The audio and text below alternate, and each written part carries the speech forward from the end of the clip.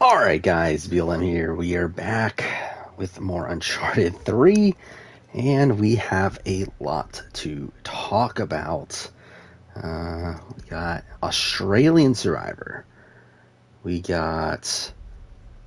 Sorry, I'm trying to update this thing. Alright, there we go. We got Australian Survivor, we got Celebrity Big Brother, we got Amazing Race. What else we got? We got something else just Beyond the Edge got officially announced. There's a lot of stuff there. There's a lot of gaming news that there's talk about as well. And there's a lot of stuff to talk about just in general. We're also going to finish Uncharted 3 here tonight, which will be the last game to play before Legacy of Thieves Collection, which I will start next stream. Yeah, again, really busy last few days in the reality TV world. Here, help me lift this. So, yeah, just gonna wait for some people to show up before really getting into it. Alright, let's set it down. Also watched some challenge. Finished 30-30. Though, yeah, I don't know. My opinion of it's not thick, if I'm being honest, but whatever. Hey, Waluigi. There's a way out on the other side. Again, there's a lot of stuff going on right now in the reality TV world. Okay, fine.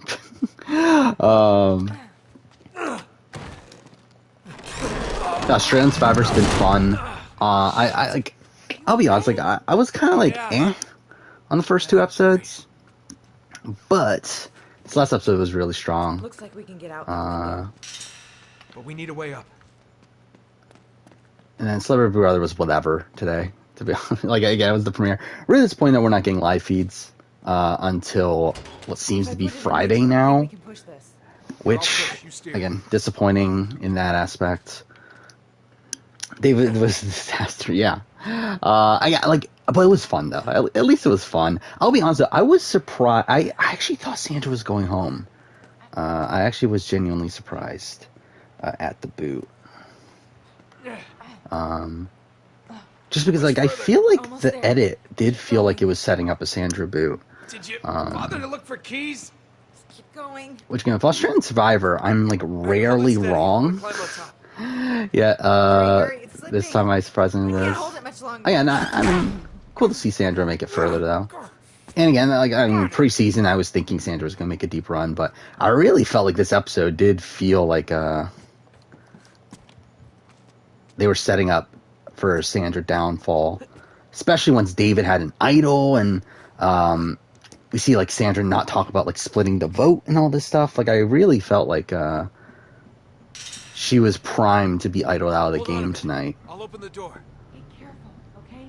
I can hear two guys. Where am I supposed to go? It's fine. But yeah, with the Dave boot here, again, I really feel like it skyrocketed this season for me. Again, I felt like the first two episodes, even though they were quote-unquote blind sides, I didn't find them that, I wasn't that blindsided. Especially with the, people talk about the Andy boot. Oh my god, what a massive blindside. It's did you not watch the episode? To me, it was just so obvious that Andy was going home. It really makes me wonder, have I just ruined Survivor for myself? Have I just ruined the show, watching the show? Just because, do I know too much in terms of the editing at points? Because, again, to me, I did not have any doubt that Andy was going home. From pretty much, 10 minutes into the episode. At the point where we get Andy and Kate talking about how them being separated, oh my god, we got rid of Andy's social game. That was the moment for me. It's oh, so Andy's probably going home. And again, when we got more and more of it at camp and stuff, it's to me, it's they did not hide it at all. Am I supposed to shoot these? Is that what it is? It used to be. Oh, whatever. Promo 42, I don't think anything of it, to be honest. I mean, it's not anything, really. It's really just more of what we were expecting.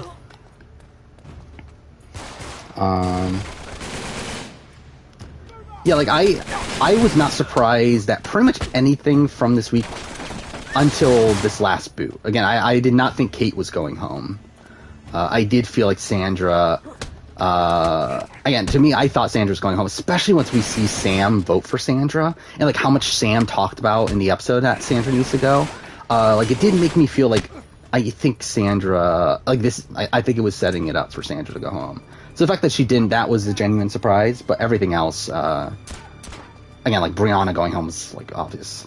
And then, again, was not surprised to Andy. Catching up with Book of Boba Fett.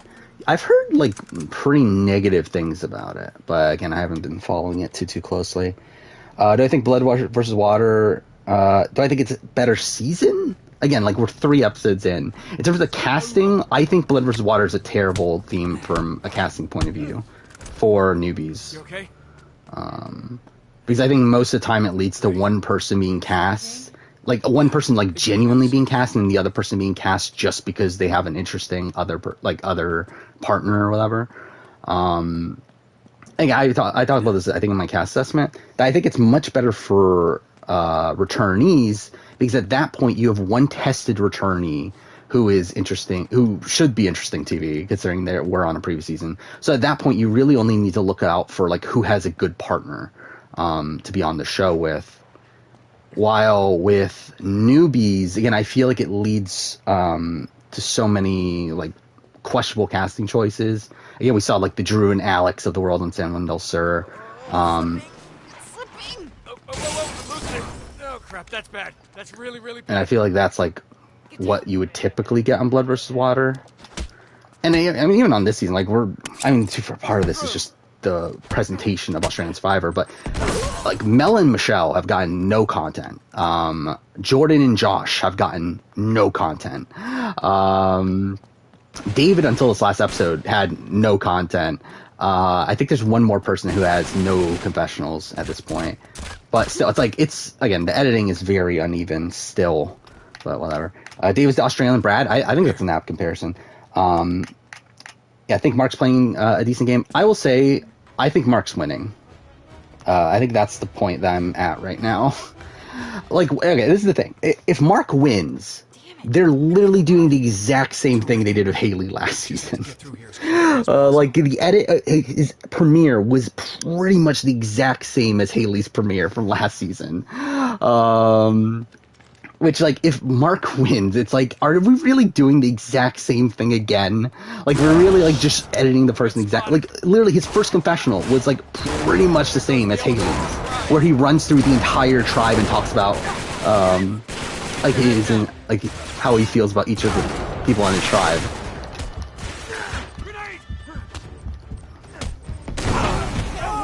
Fine. Like, again, I think it'll be hilarious if Mark wins at this point, just because it's like they're literally just doing the exact same edit. But yeah, I do have Mark number 1 in my power rankings right now. I think the Water Tribe just in general feels like the more... I mean, like, again, you can't really use complex tribe theory on Australian Survivor, but they're definitely spending more time on the Water Tribe than they do on the Blood Tribe. Like, even in this episode, like, while... excuse me? How did he not die? While Water didn't go to Tribal, like, I feel like the content...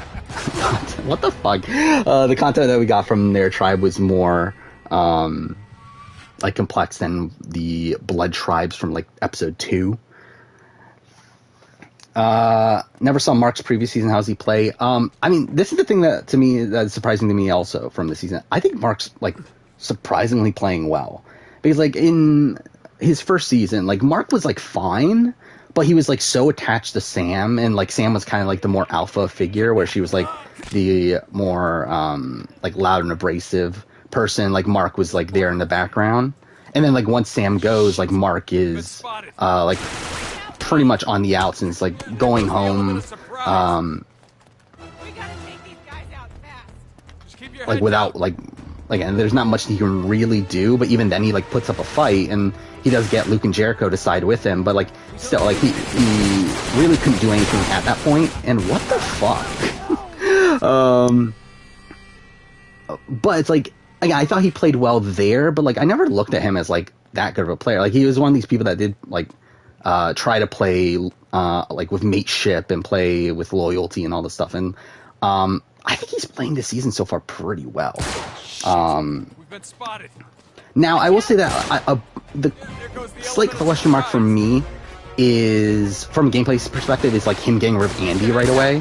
Where like to me that feels like a pretty bold move to be getting rid of the only other returning player on your starting tribe. And also, I think from an edit standpoint, I think the one question mark for me is that Nina got so much more of the credit for that than Mark. But again, I think considering the edits of episodes, well, I guess episode 3 mainly, I think Mark is still for me the front runner to win, though. You were so excited for Andy. Yeah, I mean, like, I didn't expect the season to go well for Andy. I was surprised, though, at how big of a target Andy had on his back. Like, I knew, like, okay, like, obviously people were going to be sketched out by Andy. I didn't think it would be to the point where he's the first boot, and he's, like, an almost consensus first boot. Like, that was really surprising to me.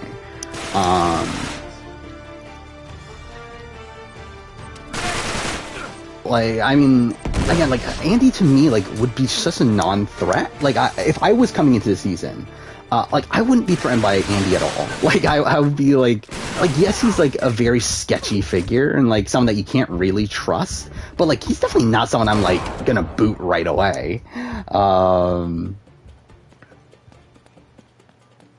Because he's kind of like a coach sort of figure, where, like, he's just such a good figurehead to hide behind that, again, like, to me, it's like, I would have kept him around, but, still. Did I say he wouldn't be the first boot? I don't actually remember saying that, but, yeah, I guess I was wrong. By the way, I'm pretty sure I'm wrong on almost everything in my cast assessment. Again, KJ, not a good pick. Like, KJ's not winning this season. I mean, at this point, like, I think you could narrow down the winner contenders to, like, 5 people, and even then, like, even beyond that, it's like probably even more. Again, like, to me, Mark's number 1. I think Shael is another, like, top contender.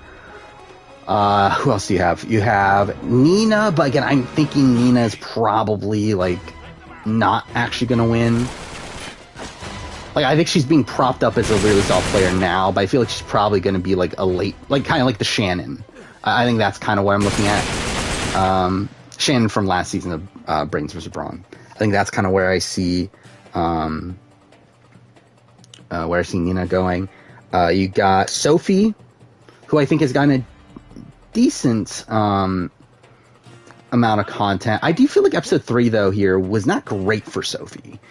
Which, by the way, surprised that Sophie's doing well. I did not think Sophie would be, like, it seems like the Blood Tribe is being run by Ben and Sophie, which, again, did not expect Sophie to be at the top of the power structure, but yeah, I think she's doing well edit-wise too. And then Khan, I would say, like, has a semblance of a chance, but I mean, I think this last episode though was very damning for me, where, like, we specifically hear him say in confessional that what was it? I'm not here to win. I'm here to create chaos or something like that. Again, like, I feel like he's not winning, right? After that. No. I would say, like, outside chance of Chrissy, but, like, I mean, come on. Chris is not winning either.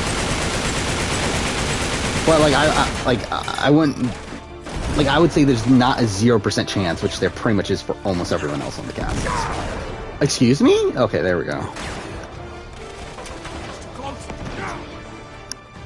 But yeah, I think the fact that, like, Khan is already getting this nickname King Khan, and it's already, like, such a prevalent thing, not even just in the confessionals and everything, but, like, just around camp, they're calling him King Khan. I think he's not gonna be the winner, at least. Again, I could see him making, like, a deepish run.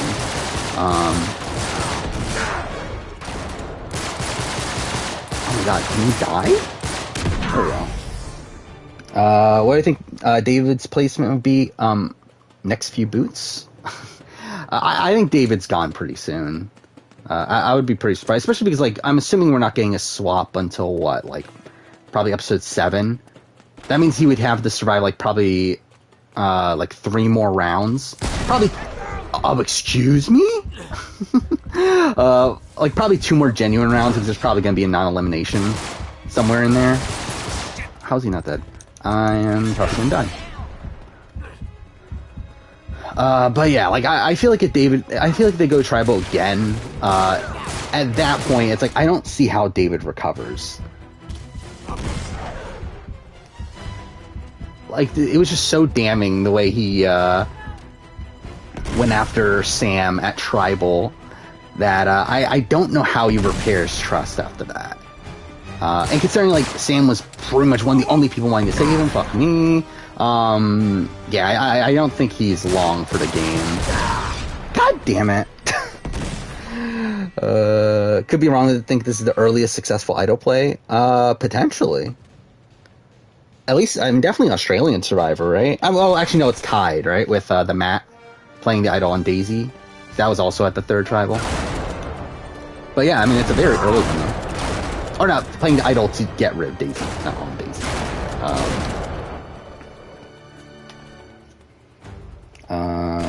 Impressed Sandra didn't get voted off when the idol was played. Yeah, again, I really thought she was going home at that point. I will say, though, I do think she misplays the round as a whole. Like, even though she ends up surviving and everything, I do think she should have put her vote on someone other than David. Like, I think that just opened it up for her getting idled out of the game. Especially at that point where, like, David has burned so many bridges that he's for sure getting the majority of the votes on him. I do think the move at that point is to put your vote on someone else. To try to avoid an idol play. But, again, she survived anyway. I've not watched Talking Tribal, and I probably won't. I haven't watched Talking Tribal before. Oh, no.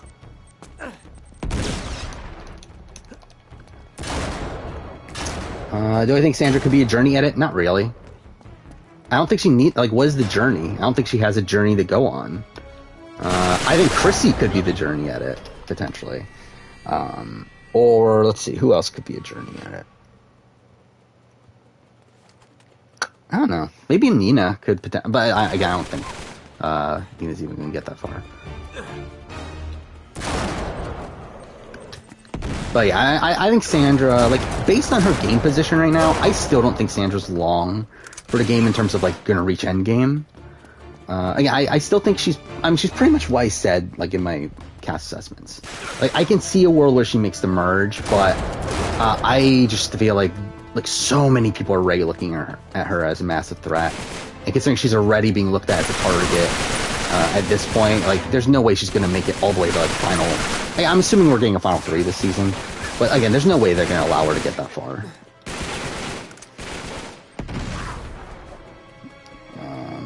If David goes next tribal, is he last on the player ranking? Potentially. I don't know. I still think I would have Andy. I don't know. Great. Yeah, I mean, he probably is. Especially if it's a unanimous vote. I think David would be bottom. Especially because, like, the idol was handed to him, too. It's not even, like, a situation where, like, at least I could say, oh, at least he found an idol. At least there's, like, the potential for him to find an idol. Again, it was literally handed to him. So, yeah, I mean, I feel like, yeah, he probably would be at the bottom if he does go home there.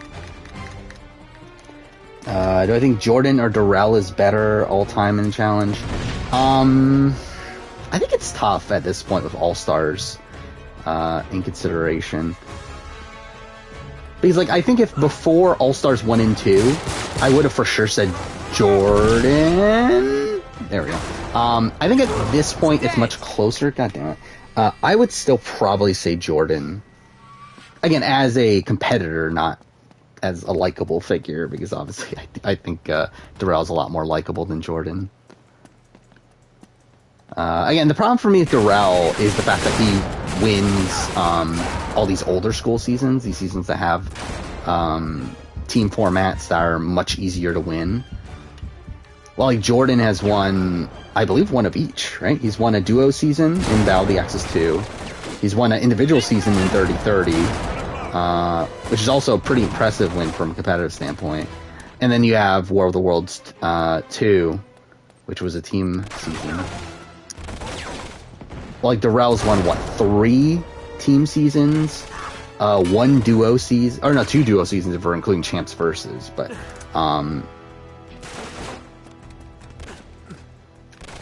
yeah, like I would probably still have Jordan. I think Chrissy's a fun character. I think Chrissy's a lot of fun here. To me, she's kind of like the Keith Nail of the cast, like kind of this person that's like doesn't know what the fuck they're doing, but is kind of a fun character because of that. I do think she's more game savvy than Keith Nail, but again, I think she's fun. Again, I think having this like this sort of figure on the cast, like I'm not opposed to having like 1 or 2 of these people, especially on the Australian Survivor, which has a much bigger cast. But fuck me, what the fuck? But yeah, like I'm not opposed to having these people that don't know the game, especially if they're fun personalities. I think the problem is when you have like someone like an Alec, who is probably like not that great of a personality and then also doesn't know the game. Alec as in Alec Christie.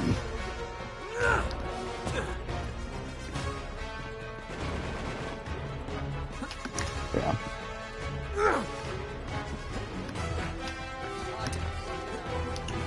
I mean, Darrell's really good too. I mean, Darrell, I think would. I'm trying to think. If I'm doing a ranking of all the male competitors on the challenge, I think Jordan would be top 5, and I think Darrell would probably be top 10. I think that's kind of where I would assess them there. Yeah, Croc, I'm disappointed in too. I really thought Croc would be like kind of the Matt Rogers of his tribe, but he's kind of just like. I mean, it does seem like he has his group. Like, it does seem like he is aligned with Sandra and Kate until her boot here. But, like, it does seem like he was, like, kind of part of this, like, underdog alliance. But, and then also he seems to have connections with Ben and Sophie. To where, like, it seems like he's okay, like, decently positioned despite not being part of the core majority group. I'm gonna die. Yeah, perfect. But... yeah, kind of underwhelmed. Again, he had the first... he had a good premiere, a good-ish premiere, but he's, yeah, just not really been that present after that. Yeah, I would like to do a Complex Tribe video on International Survivor. That's definitely something I would like to do. The problem is actually analyzing all these International Survivor seasons, because I haven't really done it that much from an Edgic standpoint. And to be honest, it doesn't, like, realistically, it doesn't matter, because, like, I don't think that's the way they edit, especially when we get to like Survivor South Africa. I think Australian Survivor would probably be a bit more interesting, but I still would like to do the video though. I think it would be interesting. Why didn't Water split between Brianna and Shay? I think it's because they think Shay is just such a good competitor that they want to keep her around. Like, I don't think they're willing to lose Shay. Then, also, I suspect that Shay has better connections. Again, we do see Shay talking to Nina and Khan a lot, to where I suspect that they want to keep her around. And also, I just don't think Chrissy has as strong of connections, and also is a physical weakness. So I think they're more willing to lose her.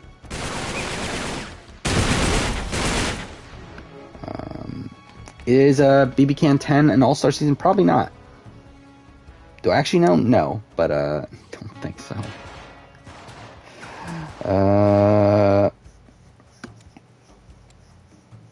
Let's see. If you're taking suggestions, I would suggest turbo breaking through 4 security members in terms of what? Oh, have I? Oh, challenge emotes you're talking about. And what would that emote even look like? I need to rewatch War of the Worlds. I am going to rewatch War of the Worlds too. But I feel like I have very little memory of the actual, like, turbo DQ there. Like, I know it was because of a fight between Turbo and Jordan, but I don't actually remember a lot of it. By the way, I did finish 30-30. That's all I've watched of the challenge, though. It's just finishing 30-30, which did not love. on the rewatch. Again, before the rewatch, I had it like number 3 on my season ranking. As of right now, I have it down to number 12 or 13, I think.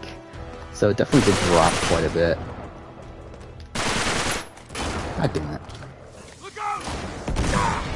Any particular reason? Yeah, that'll be a fun emote to get. And what would I, like, how do you make that into an emote, though? Because that's too many words to fit into an emote. Do I just get an image of, like, Kyland from, like, the moment that he said it? But, Great. Where's this okay. Oh, no, that's Elena, goddammit. I forgot about this section. I forgot there was, like, a big fight before the, plane.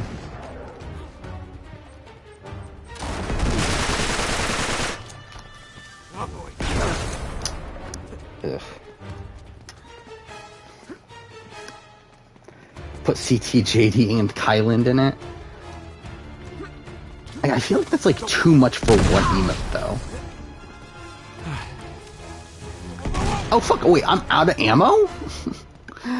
Didn't I, like, pick up stuff?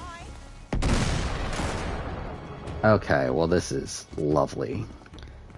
Do I think CBS is willing to bring back Ozzy or Victoria, considering they're on OnlyFans? I don't think they care about that too much.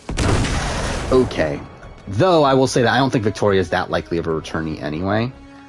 Like, I think she's kind of like one of these people that is, like, probably on the... Like, if she ends up returning, she's probably, like, the last pick to bring back there. Ozzy, I think, is also someone that, like, I don't think Jeff is too high on Ozzy anymore. What the fuck? Excuse me? Let me fucking go around. Okay, whatever. But yeah, like, I don't think Ozzy's that likely of a returning outside of, like, a Legend season at this point. Like, I don't think Jeff is too high on Ozzy returning, considering the fact that he didn't even want him to return for Game Changers, but CBS forced his hand. So it's like, if CBS, like, forces him to, then, like, he'll probably be back, but I don't think he's even that likely of returning. Not because of OnlyFans, but more so just because I don't think they're too high on him at this point. Am I ever going to acknowledge you? I'll be honest, like, I haven't been reading chat that much because I've been trying to, like, one, I have, like, a decent amount of things to talk about just without chat, but then also trying to fucking get through this section.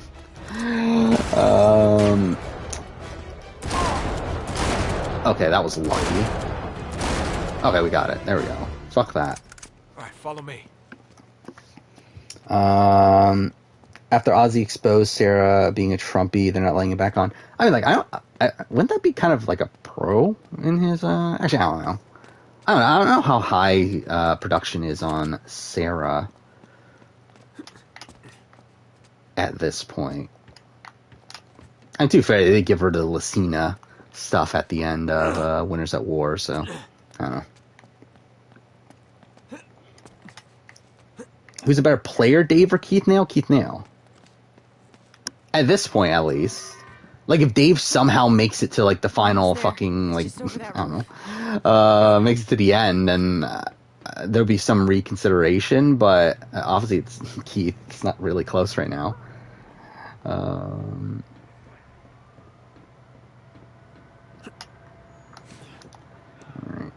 This fight we don't actually have to do, right? You just have to run past everyone? Alright. Looks like it's a straight shot from here. Yeah, we're talking about Sarah Lucina. I'm gonna climb to the top. Alright. Yeah. Covered. Okay. I haven't talked to any celebrity Big Brother, but to be honest, there's not that much to talk about.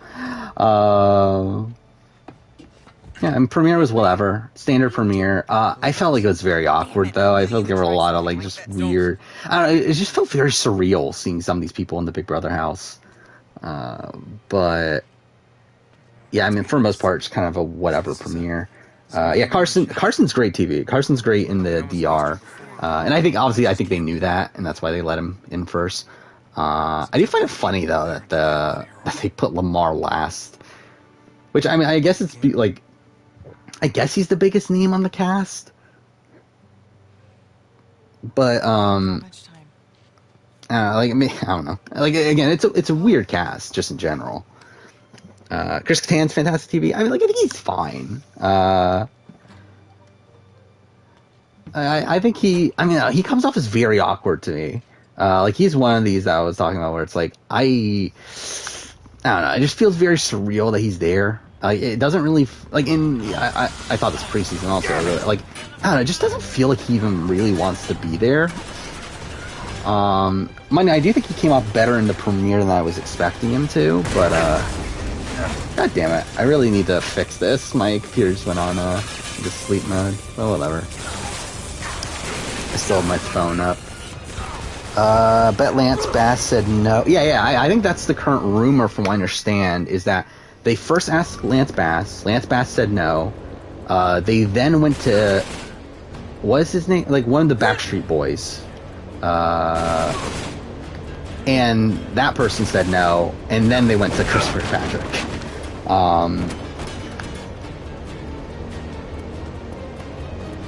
So yeah, Christopher Patrick definitely was not their first choice. For what I understand, also, just in general, this cast is kind of a clusterfuck, where I guess like in the middle of casting, they decided to reduce the budget on the show, where I got you. Come on. where in previous seasons people were paid $100,000 as their appearance fee. Yet for this season, supposedly they were only paid $55,000. So supposedly that played a factor into the casting as well. Which again, the source for that like isn't necessarily the most trusted necessarily, but like I also feel like again that seems very likely based on the cast that we got. Like it very much feels like people that they got because they could get them because they were like extremely cheap and didn't really have the budget for better people.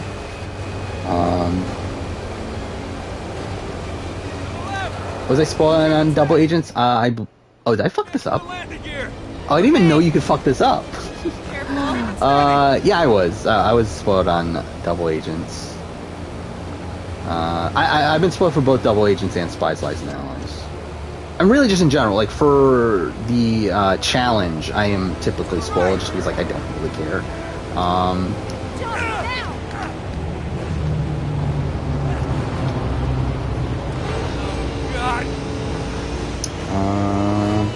Why is the cast 11 and not 12? Yeah, I think part of it is jury. I think the bigger thing is like also it's cheaper to have only 11 people than 12. That and also I think timeline-wise it works out that way too because that allows them to have 2 eliminations a week and a double eviction and still get down to the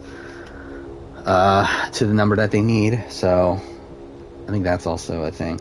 Do I think they're setting up Mariah and Misha as enemies or allies? I think probably enemies. If this episode really means anything. I think the intention was to set them up as enemies. Again, who knows how they actually are in the house right now. Again, really disappointed that we're not getting live feeds until Friday at this point. But again, where you can do it.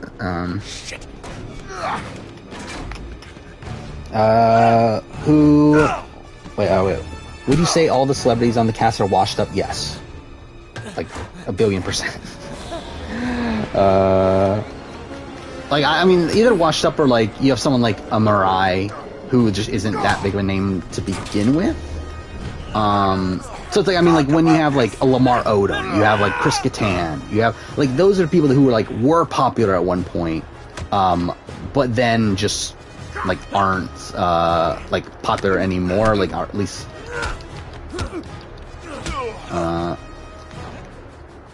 And at least to the point where they're willing to do Celebrity Big Brother for like very little money, I feel like, in comparison to a lot of other people. But then you have like other people again, like a Mariah, a Misha Tate, the Housewives, who are like I feel like those are people who are like were never really that big of names to begin with. Why would you ever turn down a deal in Big Brother? Oh wait, are you talking about a deal as in like like what Misha turning down Teddy's deal. I mean, like, I kind of get it, but I also feel like it's weird that, like, she kind of accepted, like, Todrick's only to then not accept the other one. Like, I feel like that's the issue there. Like, I feel like if you're doing both, it makes more sense that you're, like, you can create the excuse of, like, oh, I'm trying to see how things play out first, I don't want to make too many promises, that sort of thing. Like, that's fine, as long as you don't make the first promise and then not promise the other person. Because at that point, that's where it's making you come off as a bit sketchy to the person you're not accepting the deal with.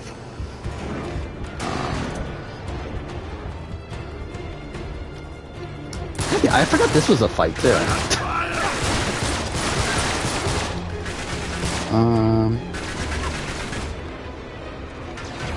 What do you think of CT's edit in Double Agents? I'll be honest, I don't remember. Like, I remember CT was, like, a major figure in the edit. I remember, like, he was, like, pretty much the main character, which, like, is part of the reason why I didn't... Like, to me, CT doesn't really fit as the main character in most situations. Like, I feel like he's a great side character, but I don't think he's, like, that good of a main character, and that's kind of, like, one of my issues with Double Agents, is how much of a main character he is in terms of his, like, relationship with Big T.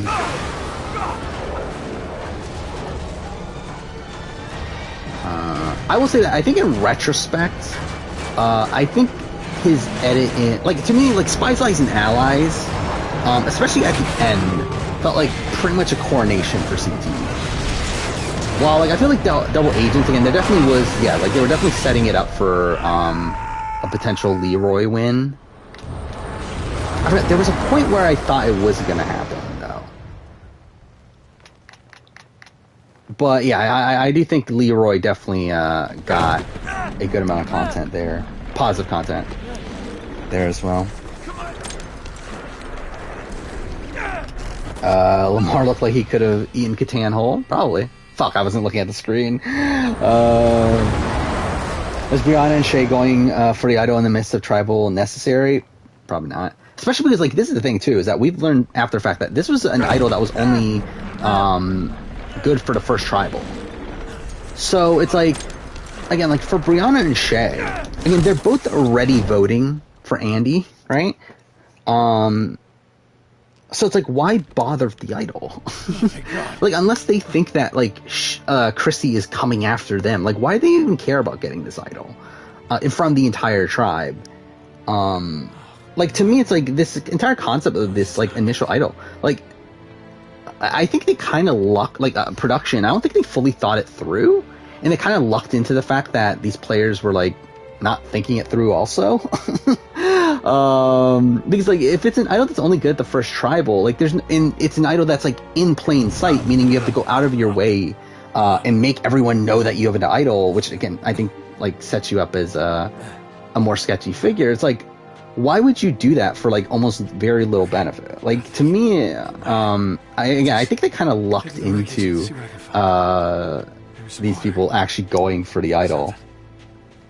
Better than last season's first tribal twist? Yeah. I mean, yeah.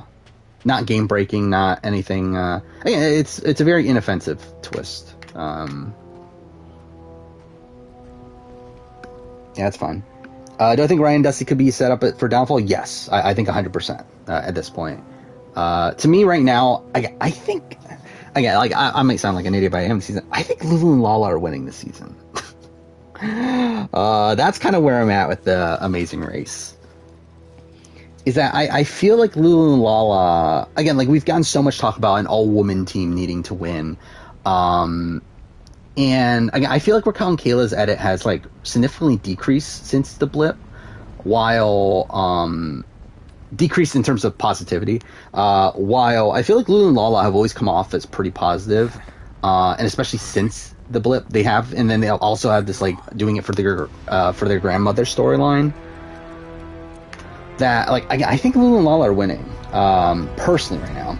Ryan and Dusty, again, I think 100% they are being looked at as, I think they're like the Andy Tommy duo, like this really strong team, dominates the race, but then, like, comes, like, one leg short. I think that's probably what we're looking at right now for Ryan and Dusty. Especially because, like, the thing about them, too, is that I don't think the show ever... Like, when we have a dominant team that ends up winning the race, I don't think they ever make it blatant to the viewer that they are a dominant team.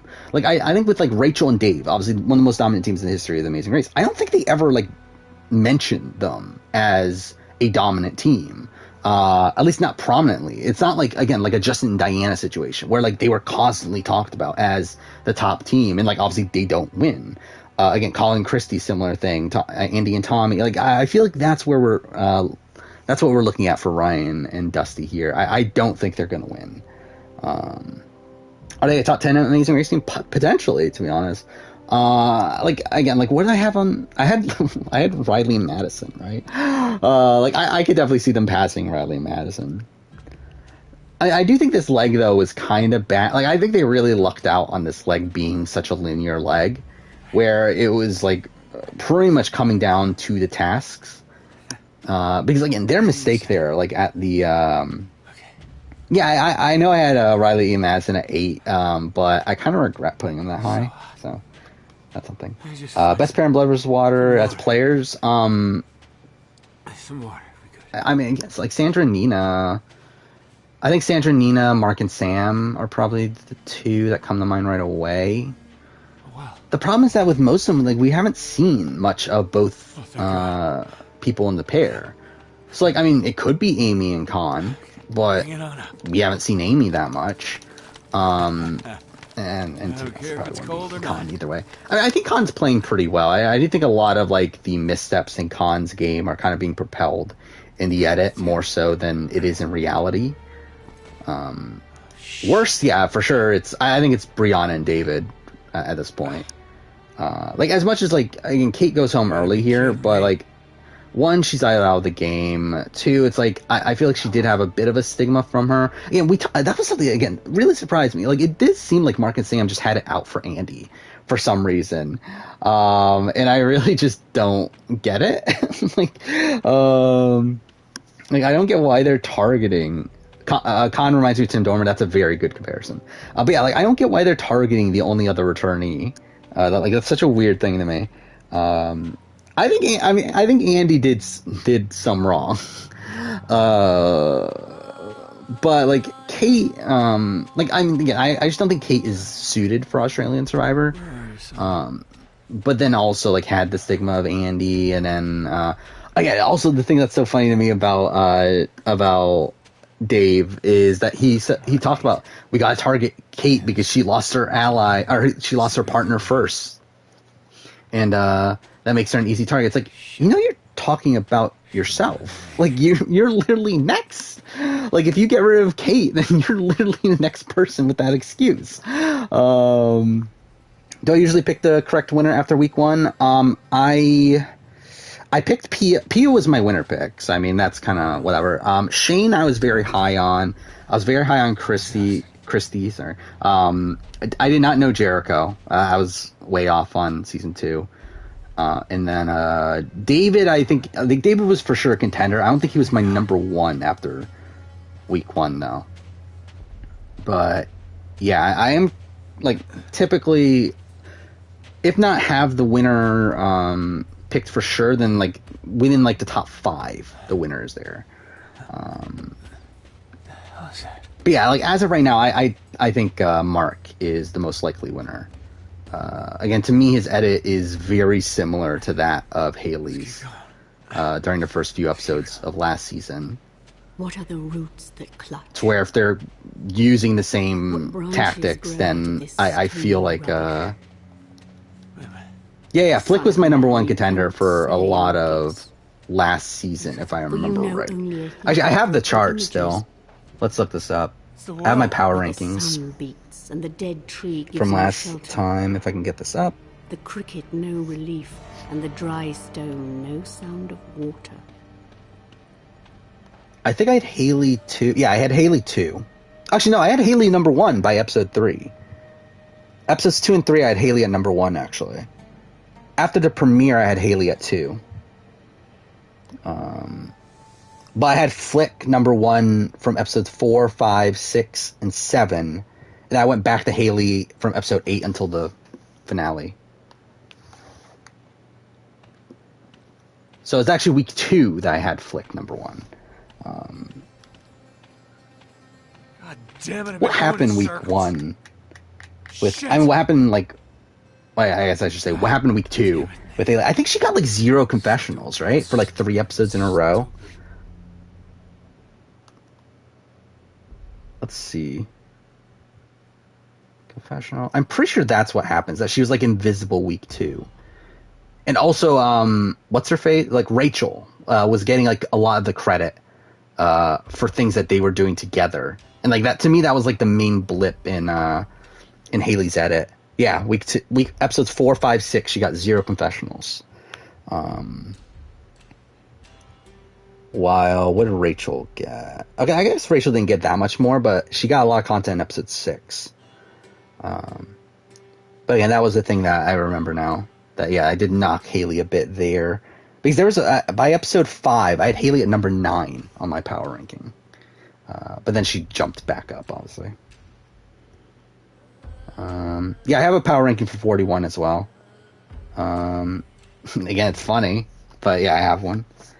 Yeah, I had Tiffany number 1 after the premiere. Went down to number 6 on episode 2, and I had Shan at number 1 for a couple episodes. Then went back to Tiffany number 1 until her boot. Went to Evie as number 1, only for her to be booted immediately afterwards, and then it was Erica the rest of the way. So that was kind of funny. Have imagined that if Mark wins, it'll be a pretty strong game. Yeah, I would guess so. Again, so far it seems like he's playing pretty well. It seems like he's pretty much aligned with most people on this tribe. Something I do find interesting, though, is that we did hear from Mark about how he doesn't want to take the lead. He wants Andy to take the lead, but then he just votes out Andy in the premiere. So I do have a question with that. And also we hear a lot from JLP talking about Mark leading the tribe in challenges. So that's kind of a question mark for me as well. What I have Erica through pretty much very low. Let's see. I had Erica 13 after the premiere. 13 after episode 2, 12 after episode 3, 12 after episode 4, 11 after episode 5, 11 after episode 6, and then bumped up to 6 after the merge, right? That's episode 7 was part 2 of the merge, right? So yeah, I bumped her up to 6. She was number 5 during the Evie. No, that was actually Tiffany boot then, wasn't it? No. Yeah. Okay, that was the Sydney boot. I moved her up to 6. Tiffany boot, I moved her up to 5. And then after the Evie boot, she was 1 the rest of the way. So yeah. Again, like that was the point. This is the thing too, is that the thing that recontextualized Erica's edit for me was that I rewatched the season at that point, at the halfway point. Like after the Sydney boot is when I started working on the review, and that's when I like looked at my notes, like obviously reanalyzed my notes, rewatched parts of the season. That's when I started to realize that, oh, Erica actually has like a really big storyline here. That while she hasn't gotten much content outside of that storyline is being propelled in the edit here. So that's kind of where I realized that Erica was a top contender. Yeah, I did see the Beyond the Edge preview. It looks fine. I mean, I did read, there was an article that has already come out. It is going to be a competition-based show. It's not social strategy or anything. It's not like Survivor. So I'm probably not going to cover it. It does seem like it's going to be, like from my understanding, the format is that it's like 2 teams, and they compete against each other in challenges, and then there's no eliminations along the way. But then in the final episode, the top 2 competitors move on to a final challenge, and the winner of that is the winner of the season. I think that's the format, which, whatever. Can Fessy ever beat Bananas in a final? Because if CT is taking a break, that opens the door for Fessy. Yeah, I think Fessy is a top contender to win right now. The thing about Bananas, like, I don't think Bananas is making a final in the modern day. But yeah, if he makes it there, then I think for sure he would have a good chance of beating Fessy. But I don't think Bananas is going to make it there. Not going to watch We Hope Meta wins. I think it'd be funny. I might watch it. we'll see. I'm not going to cover it though. I'm not going to I have too much other shit going on. Because again, it starts a week after Survivor, right? And I assume it would end around the time Survivor ends. Again, in that time we got obviously Australian Survivor going on. We got Survivor US. We got Big Brother Canada. I'm just not going to bother to do a video on it. Could I just be purposely trying to make Mark's edit similar to Haley's?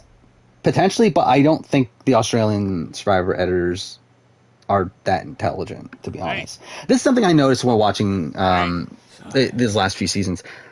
I don't think the Australian Survivor editors, or by editors I mean producers, by the way. Again, whenever someone says, why'd the editors do that? You're essentially meaning the producers, because the producers are telling the editors exactly what to do. But it's I think the Australian Survivor producers have no sense of subtlety. I don't think they can hide things, even if they tried. To me, it's I just feel I think their intentions are just so blatant in most opportunities. Because even here, where I was surprised that Sandra didn't go home, it's I fully get why they focused on Sandra. Obviously they're going to focus on Sandra, the queen of Survivor, who has this massive storyline here. It's especially over Kate, who doesn't really have that much to do there. Especially because I think supposedly from what we've heard, that Kate was actually injured from the reward challenge. So she was essentially doing nothing these last few days. Yeah, it's funny, that's her job title. I also find it funny that if you look at the so obviously with everyone, they're having who's their partner in the game, essentially what their relation is. With Alex it says Jay's in-law and stuff like that, but with Sandra it says Nina's mum. I find that kind of funny, because I feel, because obviously in the US it would just be mom, M-O-M, or yeah, M-O-M, but over in Australia it's M-U-M. So I find that kind of funny. It's been a mirage. Why Heather get such a bad edit? I just don't think she's was considered that important to the story. And to be fair, she wasn't. I don't think she was that important. The only reason Heather would have gotten more content is to propel Erica's edit. But I don't feel like they felt it was necessary to propel Erica's edit. Especially considering Erica's storyline is her talking about how she is a lamb and or she's a lion in sheep's clothing or whatever. At least it's real. And then how she's gonna surprise people and everything. I just don't feel like they felt the need to propel Erica's edit, and through not propelling Erica's edit, there's no reason to show Heather.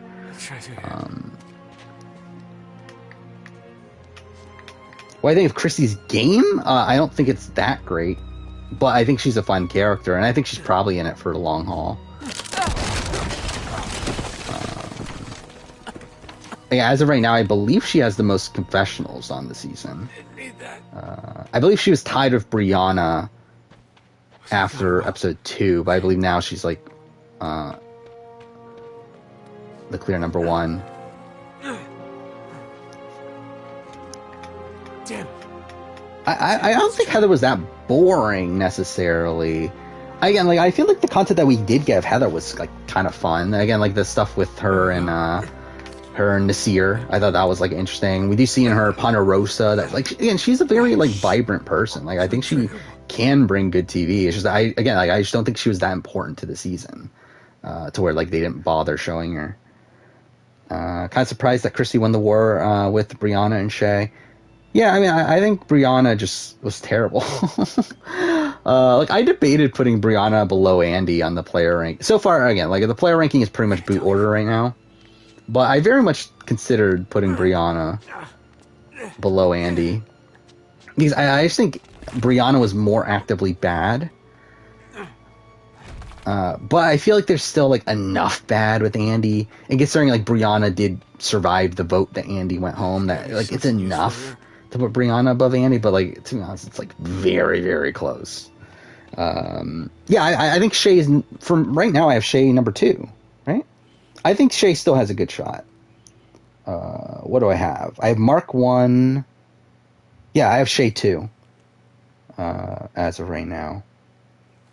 So this is my power ranking after this last episode. I have Mark 1, Shay 2, Nina 3. But again, that's like kind of a weird one because like I think she's going to be like a late pre-merge sort of boot, kind of like in the vein of a Shannon. But if she's not that, then I do think she has a good chance to win. Yeah, 4 Sam, 5 Sophie, 6 Chrissy, 7 Con. I need a gun. Oh, I forgot about Sam when I was talking about contenders earlier. I forgot to mention Sam. Who, yeah, I think has had a solid enough edit. I do think this like, it's weird because like this. Excuse me. I think this last episode was overall a mixed bag for her, but mostly positive. Especially if she does end up being the one to eventually get rid of Sandra. I think that will be a massive positive for her.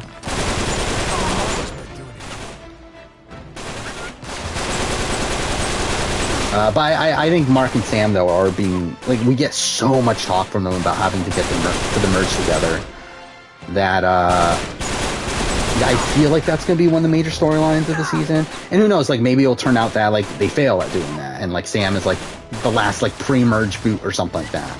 But, like, yeah, as of right now, I would have Sam pretty highly ranked there. Sandra is 8th, I think? Where is she? 8th, yeah. After Khan, Croc 9, Ben 10, who's like went up, and really at this point, like these people aren't winning. Like I think after Khan, like I would say these people have like pretty much 0% chance of winning, because again that's the way the Australian Survivor edits their shows. I would say like I was very high on Jesse and Jordy after the premiere though, and I feel like they've pretty much become invisible, and like after the premiere.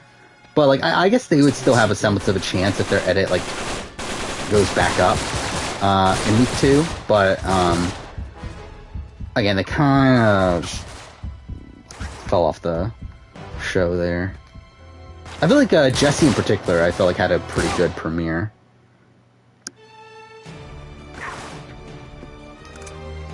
Do I think Marcus Sam's going to be the Robin Amber edit in terms of, like, winners at war? Because I don't think so. In the sense that, again, like I see no way Mark doesn't make the merge at this point. I would be very surprised. Shit. This is getting ridiculous.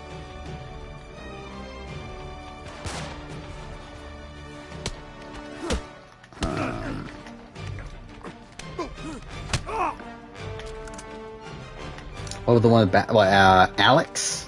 Again, Alex is very low. Again, the funny thing about Alex is that we have no talk.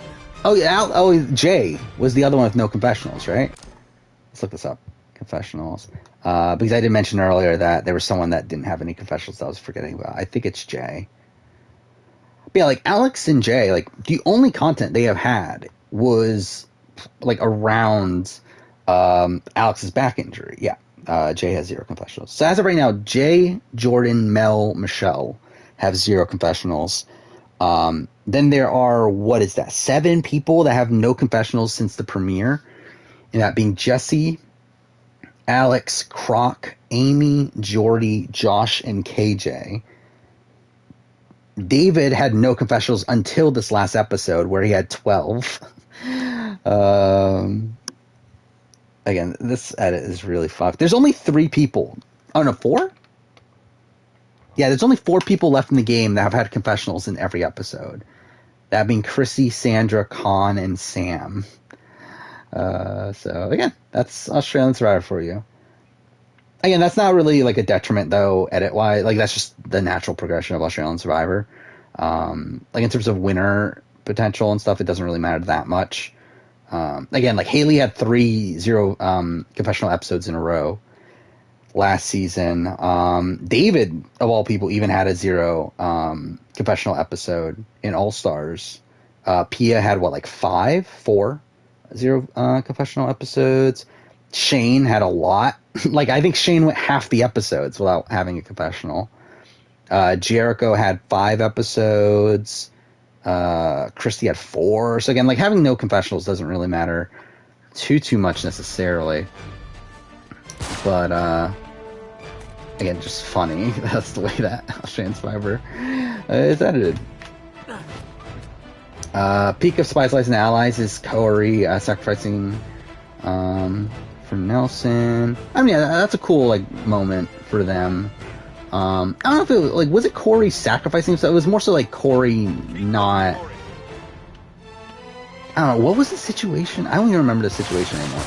Like, I remember that there, like, it was brought up, the situation from Total Mass, but I think it was more so like Corey not sabotaging Nelson more so than like, because like I think Corey was already on the bottom, right? Like, it's just more so of like Corey not throwing Nelson under the bus in positions that he could have. Oh, fuck. Should David have given Khan an item? Yes. Like, Ken, it's dumb that he didn't.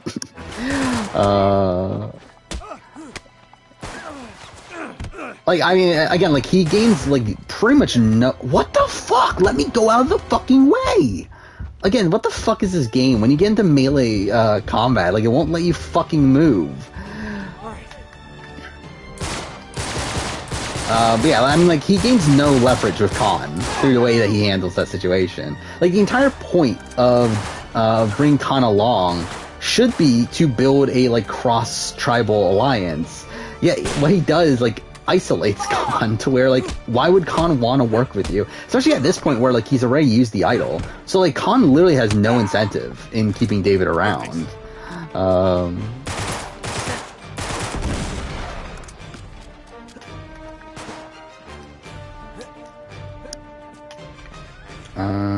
Let's see. Corey was at the... Yeah, I mean, Corey was, like, pretty poorly positioned in Spies, Lies, and Allies. I do wonder why, necessarily, because, like, I don't feel like we get any real context on the show, do we?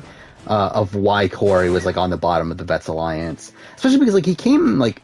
I mean, we just had, like, 2 seasons, obviously, where, like, he was pretty well-positioned, or well enough positioned, on both Double Agents and, Total Madness. Yeah, weird for him to be, like, so poorly positioned here when, like, Nelson wasn't. Where, like, I feel like Nelson would have more reason to be poorly positioned than Corey.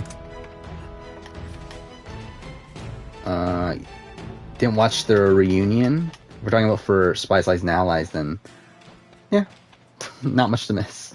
Can you ask something? I mean... Yeah. Oh, could I have just gone here to begin with? I mean, obviously you can ask something, just I don't know if it will be something that I actually want to answer.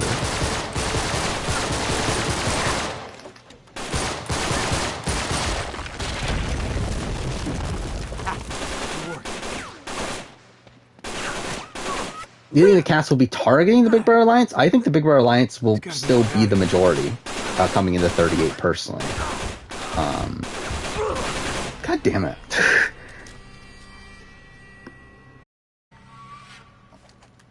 Oh wait, I've destroyed this again? Wait, why aren't I just killing him? I'm an idiot. Why is every cute girl on Survivor voted off early? I don't know. Yeah, big Brianna fan. But even though, again, like, I find it funny, like, again, you can clearly tell, like, how intense of a person she is, though. But again, not a surprise that she was an early boot, after seeing her. On the first few episodes there. And, like, I don't really have much faith in... Like, because I said preseason that I could see her being, like... I always thought she was going to be a relatively early boot. But, like, I thought she would be, like, again, like a Chelsea Walker or, like, an Ali Aliev. Like, one of these, like, women that, like, kind of get screwed over earlier on and, like, would have a lot of potential on return. I don't think Brianna has any potential on return. Like, I just think Brianna's, like, legitimately just not good at the game.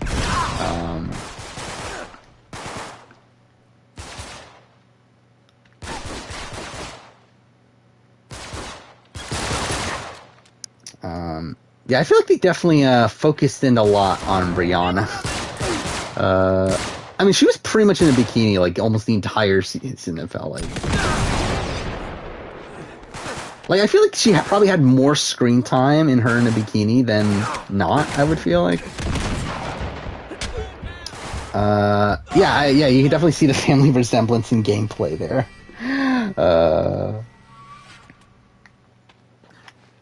Yeah, Brianna's ass was shown more than half the cast. Yeah, pretty much. Oh, wait. How do you... Oh, there you go. Okay. Oh, shit! Got it. Fuck. If Coriel and Logan are back, they'll work with Nelson and Corey. Probably. Again, like, I think from what we've heard, Logan has already said he's not coming back. And, like, I don't know how high on the priority list... well, also, actually, Corey's not coming back either. I forgot all that. But yeah, I think Nelson for sure will be on next season, though. I'll be very surprised. Wasn't Nelson hanging out with Kylan's? That was a thing, right? Okay. Seems very likely. Is it confirmed Casey and Nani are coming back? I don't think it's confirmed either way. But, again, last I heard it was less likely for Nani to be back. But Casey still is potentially back.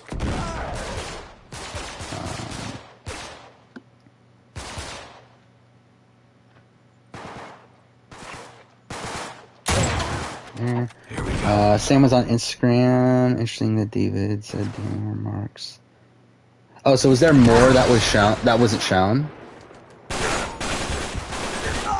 Fuck. That's interesting.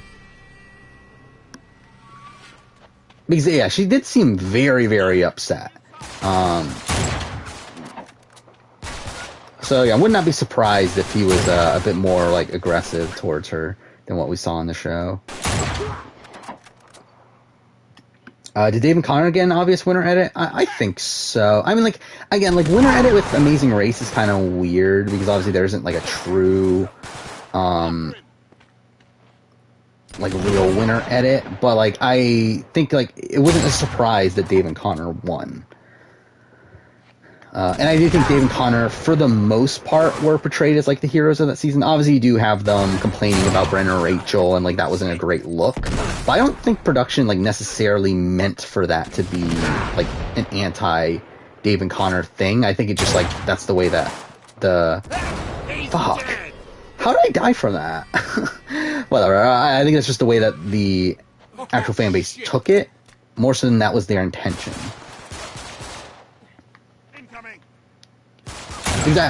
Okay, well, because I do think the intention was for Brennan and Rachel to look bad, more so than Dave and Connor there. PR pretty much confirmed that TJ is hosting his CBS spinoff. Is that a thing? Great. Hey, I actually haven't been paying attention. Has there been any more challenge-related news in terms of future things? So I haven't paid attention the last couple of days. No. At least. Fuck. Okay. Oh, that's cool.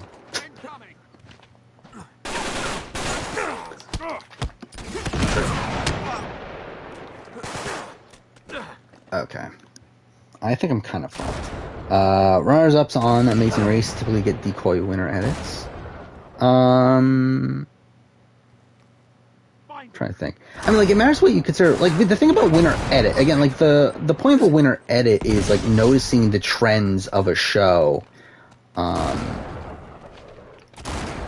determining the winner that way. So it's like, I mean, like, if we're talking about, like, the edits of, like, someone like a Colin and Christy and, like, a Justin and Diana, like, to me, those aren't winner edits. Those are actually more so the opposite. That's probably a pretty typical runner-up edit, more than anything.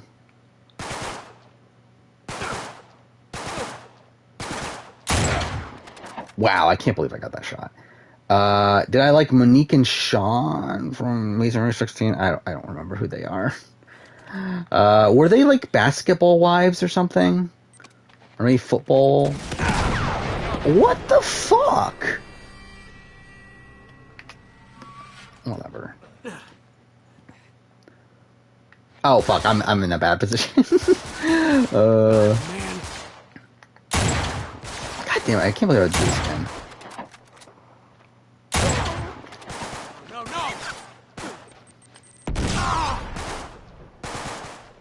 Actually, I just realized, do I actually have to fight these guys?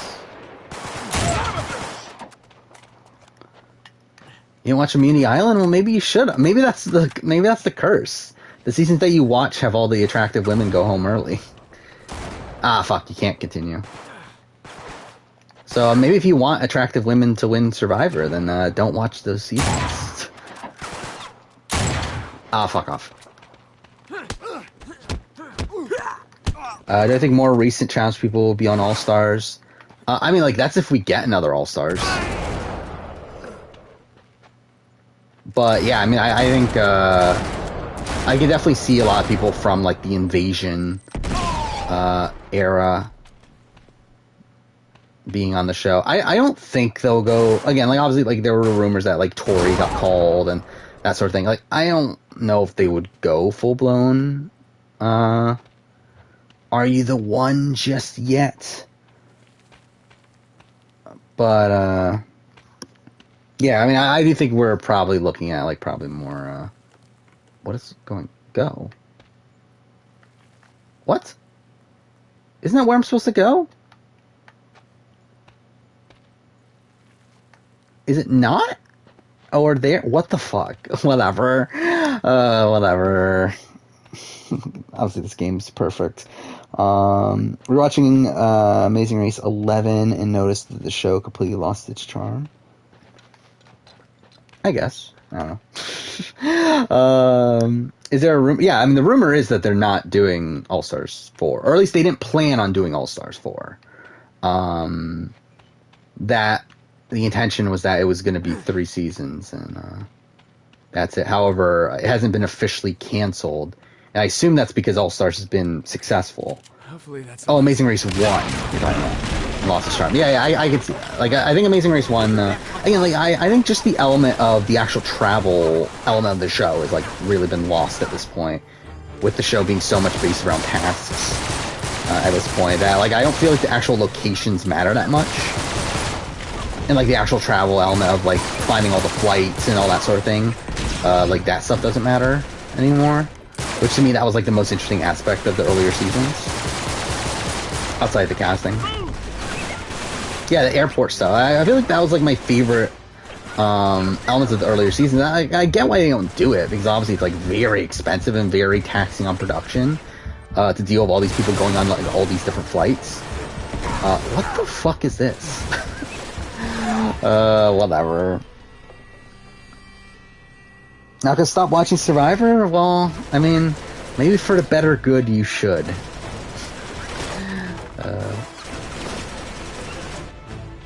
I mean, how is, and who's even, like, the, prototypical attractive person on 42? I guess it'd be Tori. Like, how is Tori gonna win if you're watching, Survivor 42?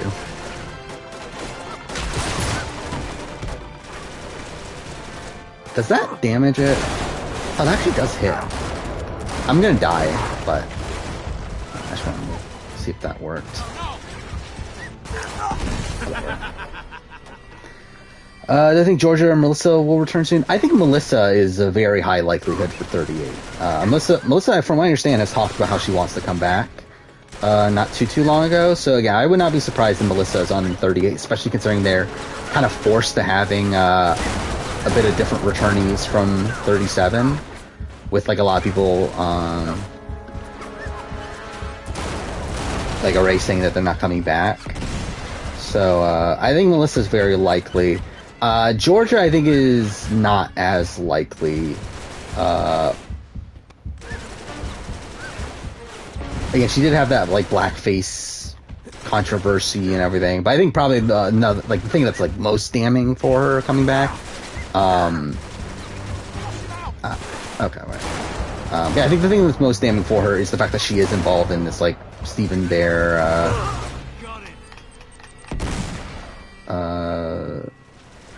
like, drama. I mean, like, this fact that she is, like, currently supposed to be in court and everything, in relation to his stuff, like, I feel like that's probably the more damning thing, like, where, like, I don't know if, like, the lawyers, for the case are gonna be wanting her being on reality TV, at this point. I can do this.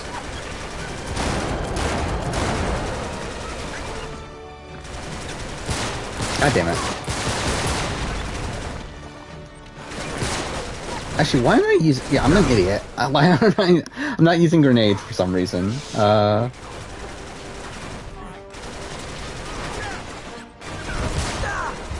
damn it.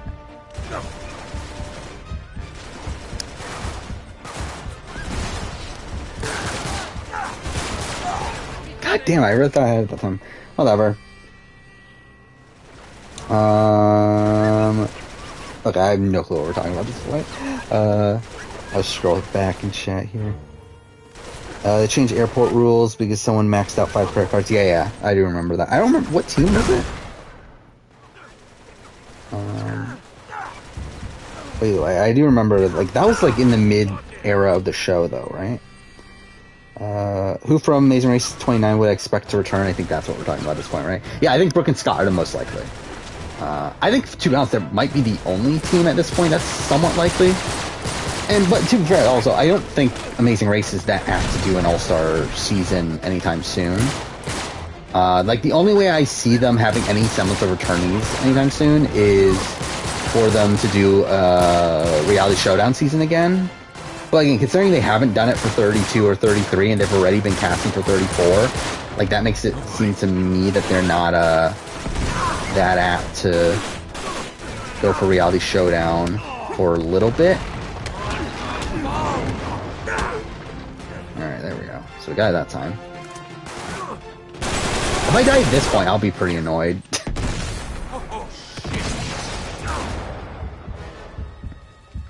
I don't think Season 40 would be all winners. I don't think Amazing Race cares. Again, Amazing Race isn't Survivor where, I mean, the network cares that much. Like, I don't think CBS cares about Amazing Race that much.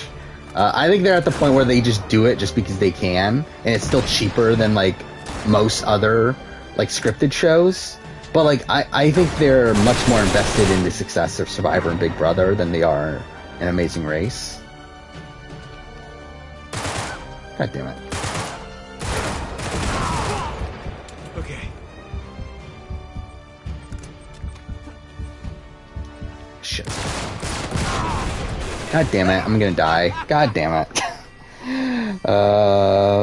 Is Phil executive producer at this point?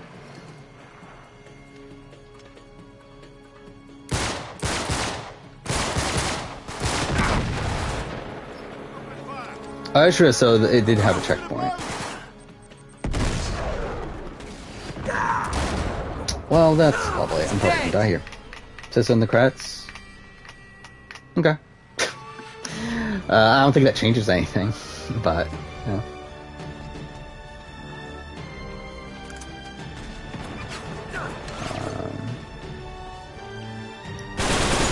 Because, like, either way, even if he is executive producer, he's still not, like, the main person calling the shots. Like, it's kind of a similar thing with, like, Arissa Cox on BB Can, where, like, he's still not, like, the Jeff Probst of Survivor, where, like, Jeff Probst is literally the person pretty much in charge of everything. Like, essentially Phil would be, like, a secondary executive producer that's kind of just there just because, like, he's a mainstay of the show. But, like, he's not actually someone that is the main orchestrator of how the show is being run. God damn it. Rob and Brennan probably won't, Rob and Brennan still want to come back. They probably, or they won't need that big of a paycheck. I mean, yeah, but again, like, I don't think they don't care. I don't think they're doing an all-winner season. Like, I'll be very surprised they even do an all-star season, let alone an all-winner season.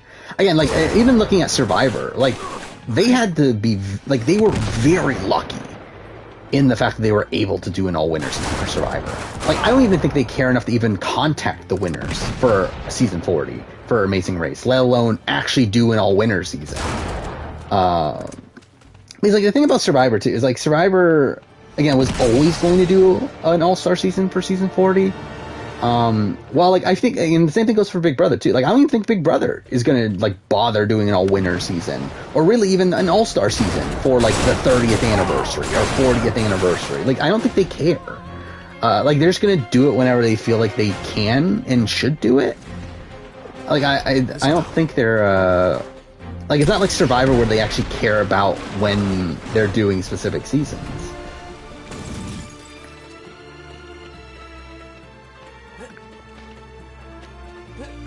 And I also feel like obviously this is like different for me, but like I don't remember most Amazing Race teams anyway.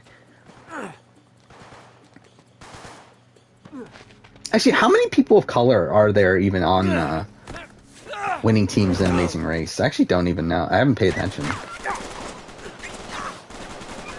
Okay, so this is the fight. This is the last fight, right? Like, I don't even think you need to kill everyone here.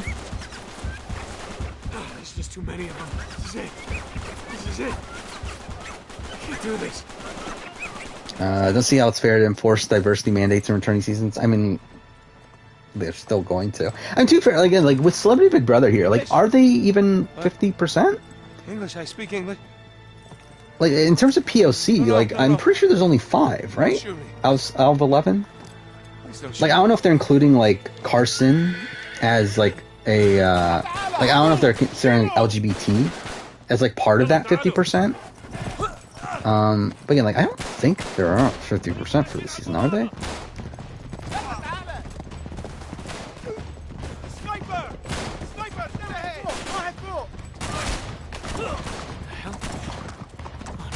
Yeah, so it's like, I mean, like, again, like, if the theme, doesn't work, like, if they're that committed to the theme, then, like, I gotta get the hell out of here. I think they'll be willing to let it go, but again, like, with Amazing Race All Winners, like, I don't think they're that committed to that.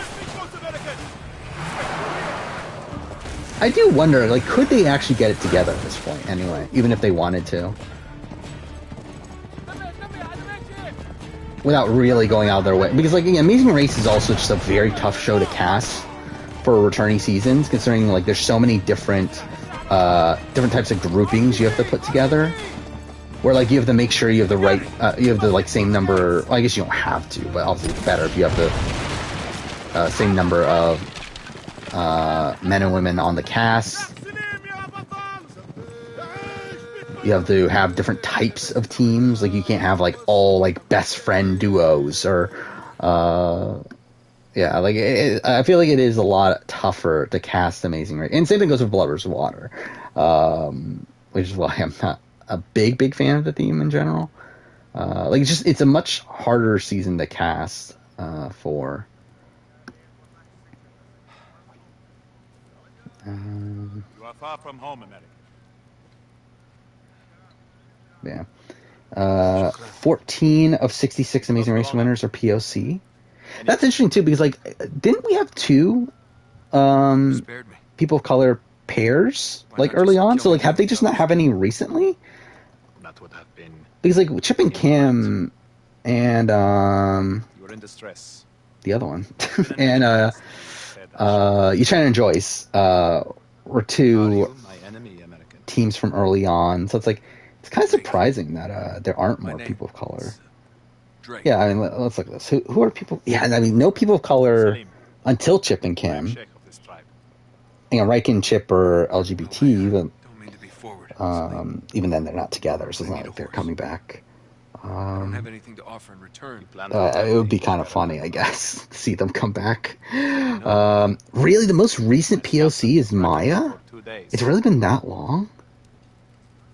Why are you here? I mean, Jessica... Is Jessica, a POC? They're looking for the lost city of Ubar. She's Brazilian. So, I mean, she's half Brazilian. So, I mean, kind of. Who knows the way. Once they find Aram, they'll be worthless to them. Yeah, I mean, wow. I never actually paid attention to this until I'm looking at the list of winners here. Yeah, it's a lot of, white people. You got Amy in season 23. You got Cindy in season 19. Keisha and Jen. Kat in season 17. Tammy and Victor, season 14. Just, I think they could, like, if they really wanted to do it, I think they could try. I mean, I just looked it up. Jessica is half Brazilian. Her mom is Brazilian. Which I did assume that she was, like, half Hispanic at least. Which I guess, is Brazilian Hispanic? I guess it's not, is it? He's technically Brazilians or Portuguese, but Tonight, rest. like so. I guess yeah. Is it white then? I don't know. I don't know how that works. Whatever. Either way, I think if they really wanted to, and really wanted to like force it, they could. But also, again, like they're not doing a fucking whole winter season. You got it. Is Cara Maria always as unlikable as she is in World of Worlds 2? I will say, like, now rewatching all the seasons, again, I'm up to Dirty 30. I found Cara pretty unlikable in Dirty 30. But, like, I do think Cara, supposedly what it is with Cara is that Cara's always been like that, like the way that she acts on modern seasons. It's just that she, like, was kind of, like, given a good edit beforehand. Because they were, because, like, she was someone that was getting bullied on, but, like, supposedly she was also, like, pretty nasty back, but, like, they, really focused on her being, like, bullied by, like, Wes, and, like, her relationship with Laurel and all this stuff.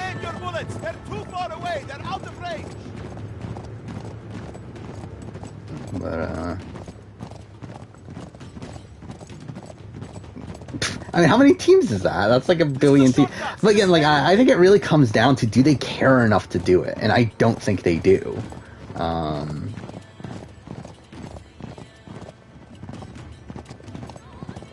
Like, even if they could get them, like, I don't know if they want to get them. Yeah, I think Cara being with Paulie makes it a lot easier. To dislike them. I will say also, like, I kind of, like, I thought Cara was good at puzzles, and, like, now rewatching it, like, I kind of remember that she's actually not that good at puzzles. To be honest, Cara is probably, like, I think through my rewatch, I kind of consider Cara a worse competitor than I remembered.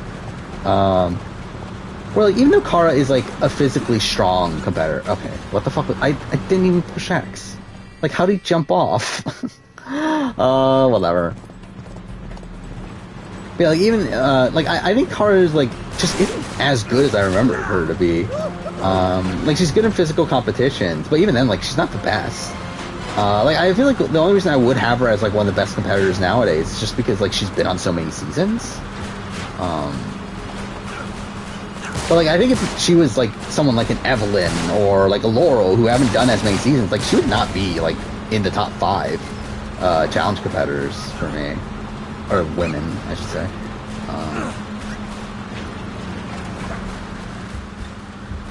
Like, she's really, like, not that good at a lot of things that you need to be good at to win a challenge season.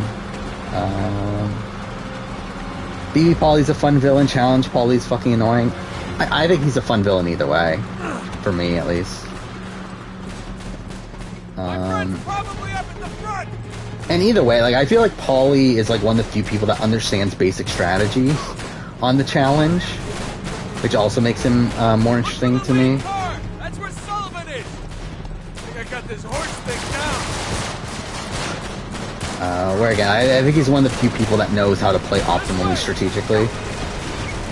Which again, on a show that has, like, Fessy as one of its biggest players in recent seasons, yeah, I think Paulie's a bit of a breath of fresh air in terms of that element of the show. God damn it.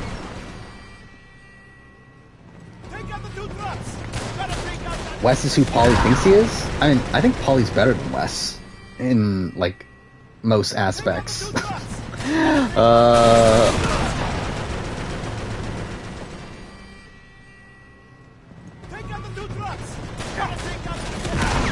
Fuck me, what? I'm literally spawning in, they're just killing me right away. There we go, fuck me.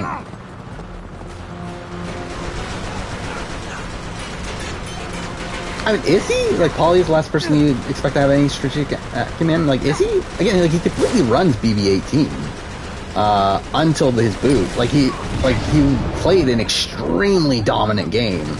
On that season, until he decided to overextend a bit to the point where he gets caught. But it's like literally the first time we see him is him playing, like, ridiculously well.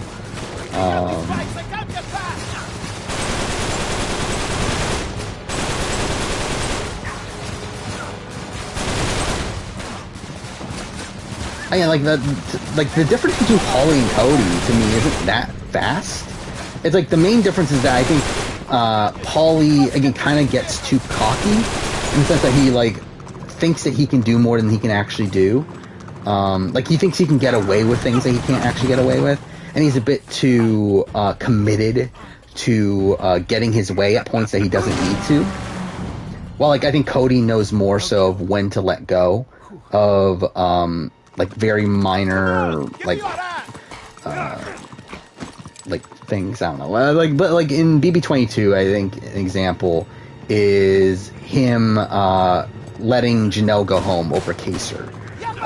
Where it's like, again, like something minor like that, where it's like, yes, it betters his position if Janelle is in the game over Kaser, but it's like, it's not that big of a difference. Like, at the end of the day, it's like not overall game-changing for him to do so, and like, he's just burning so much social capital by trying to change that, and I feel like that, like, if it was Paulie would for sure try to force everyone's hand to get rid of Kaser. I feel like that's like the main downside of Paulie.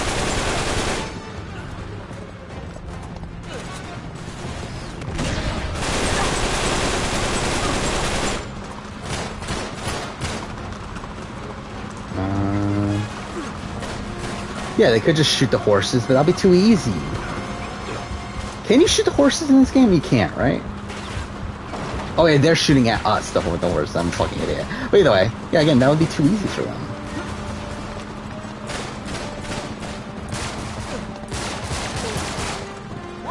Dang, couldn't we just shoot the tires? Like, wouldn't that be the equivalent? Like, I'm pretty sure you can't, right? Yeah. Shocked that Brett hasn't been on a challenge? Yeah, pretty surprised. You would think he would be. I believe he was called, right? For a previous season. But yeah, surprised he hasn't been on. Like, I do think, didn't we hear recently that,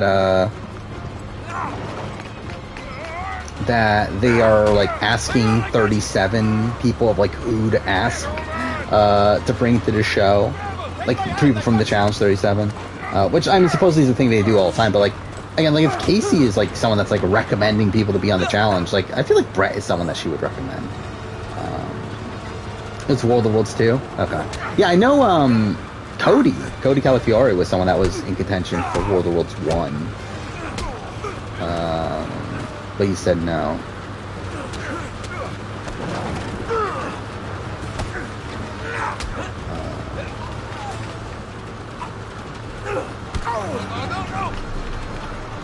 Yeah, Winston and Brett seem like challenge people. Yeah, for sure. I think Brett in particular. Like, I'm Winston, like... Hang on. Who really cares about Winston? But, yeah, I do think Brett definitely feels like someone that would fit the challenge. Like, he's kind of like a more muscular Devin. Hey. Are Fessy and Brett, that close? Damn, I was sure they killed you, kid. Well, they tried, right? I think that's the question mark. Yeah, Winston was on Love Island. Which, from my understanding, he did not fare well on Love Island. In terms of, like, supposedly he was, like, kind of a outcast when he was on there. I don't know what the hell it is Marlowe's after exactly. MTV casting for their shows is generally pretty bad. Yeah. Could use more CBS people. I personally think so. I know there's a lot of people that don't like the CBS people on there. I think the problem is that they cast the wrong CBS people. But yeah, like I think in general, yeah, I would say. I just think in general, like they're just casting too many people from like random shows that no one's watched. In terms of like these random like X on the Beach Dutch version and stuff like that. It's like these like love shows, like these shows that aren't like competition based, but also from like countries that like don't like that people that watch the challenge like don't have access to. Like I don't know, it's just it's weird. Like I really don't get their rationale for some of the casting choices they've made.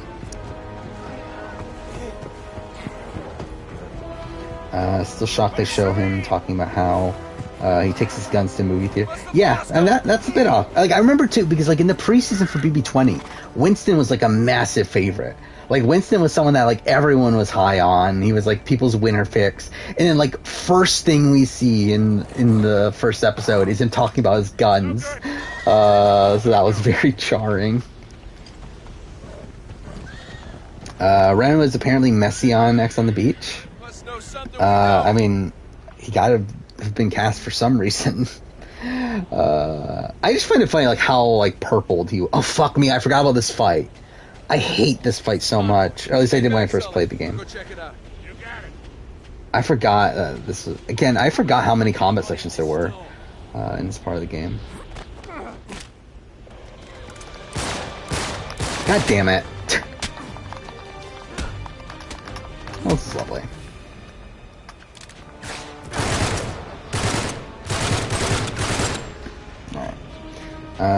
People who come from social strategy games are in the minority.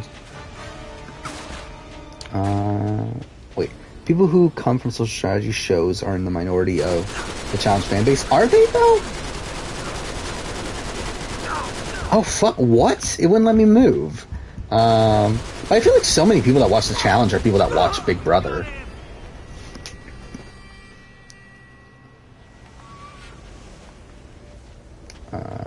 I feel like Survivor is probably a bit more of a question mark, but I feel like for sure there's a lot of crossover between Big Brother and the challenge.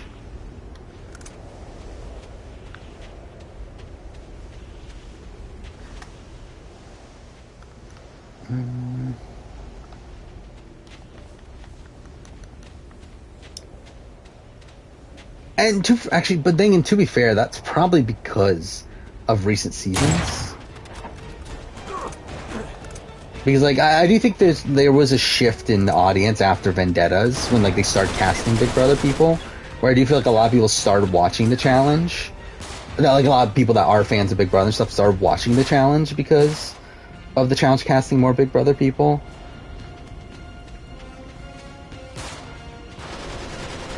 I do find it surprising though that they went for Big Brother first over Survivor. But it's really weird how in Vendettas they obviously have Big Brother people there, but like there's not a Survivor person until Survivor US at least until Jay, right? On Total Madness. So it's like it's really a question mark to me why they waited so long there. I'm gonna die.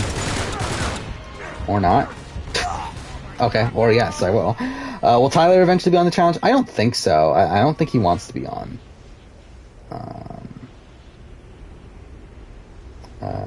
You do think a lot of network shows have fan bases from their network? Yeah, I mean, I think initially, for sure, the Challenge's fan base was more so around Real World and Road Rules. Obviously, that was the point of the show. Like, that was the initial conception of the show, is to be a crossover between Real World and Road Rules.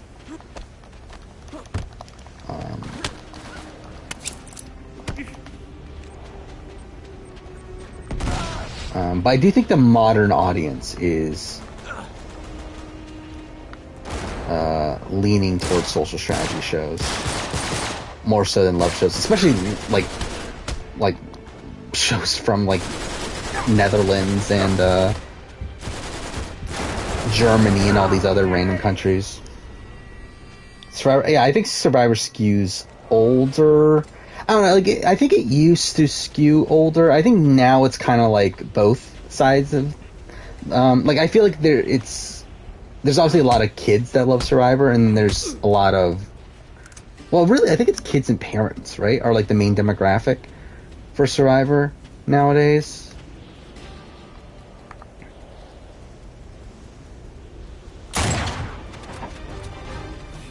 I don't think there's any new rumors for 38, but again, I haven't been paying attention for the last few days.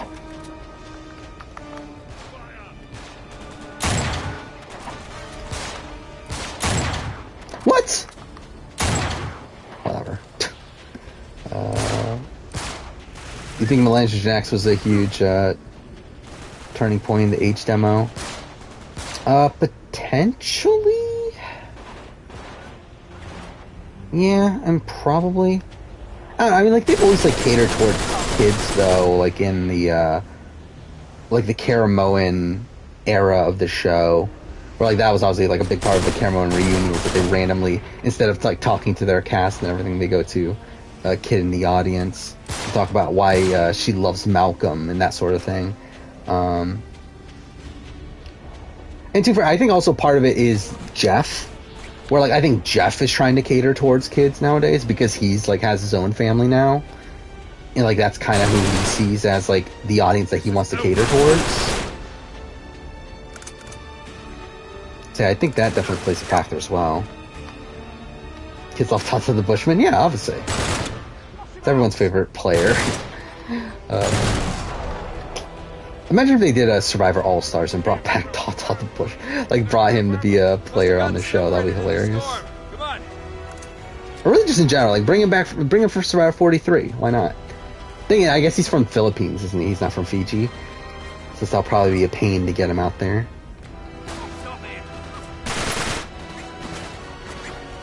Why did MTV refuse to cast CBS for a long time? It's not that they refused to, it's just that that's not what the show was. Like where the thing is that the challenge was originally Road Rules, Real World versus Road Rules. Then they came across a problem when Road Rules got canceled to where they can only cast from Real World. And that's why like there was a period where like almost the entirety of the cast was just the same people over and over again, and then there was like a few new Real World people here and there. And then they decided to expand beyond that to Are You the One in season 26. And then essentially 31 is the first time they decided to expand upon to more shows. And it's really because like they just ran out of people to cast. They ran out of newbies to cast because at that point Real World had also stopped. So it's like, where are we getting new people for the show from? And then Are You the One also, I believe, has ended as well. So it's like, to get new, like, rookies for the show, they need to cast from other shows. And like, even with Vendettas, it's like, they did cast, again, it's weird because they brought Big Brother, but I believe outside of that, everything else was like an MTV UK show, right? Like the UK people they brought on were from shows on MTV UK. So it's like, it's weird they expanded to CBS at that point. At the same time they did that. Because like, it's not really until War of the Worlds, I believe, that they go full all in on like casting from random shows. Hey, get an RPG!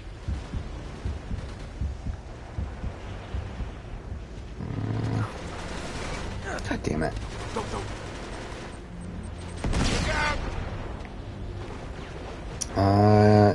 Do you ever think also likes the generational survivability of the show? Yeah, I think that's also an element of it. That through having parent-child, like sort of like families watching the show, that allows the show to continue on for longer. Because that means that. God damn it! That was me being an idiot. Yeah, that means that those people, when they grow up, will do the same thing with their children.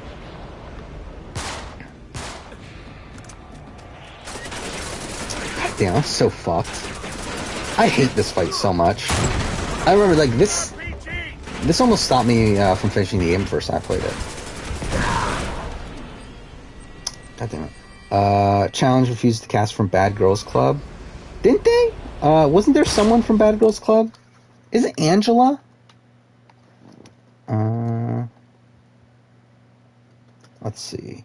I thought she was from Bad Girls Club. Isn't she?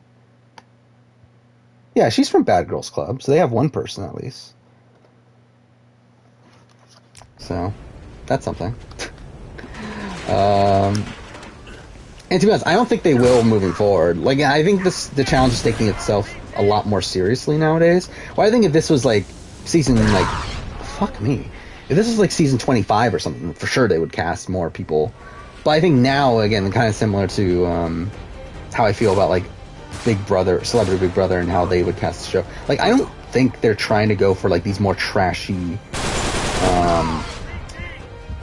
figures, like from like trashier reality shows. I think they're trying to get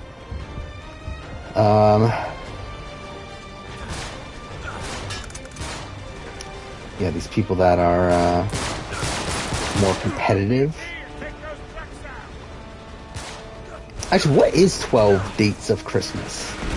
Like, I genuinely don't even know what that show... Like, I know that's where Corey Lay comes from, but, like, I have no clue what the fuck that show even is.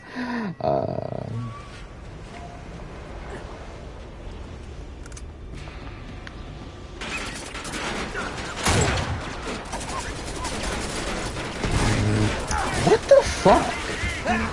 How? How am I being shot there? I'm literally in cover.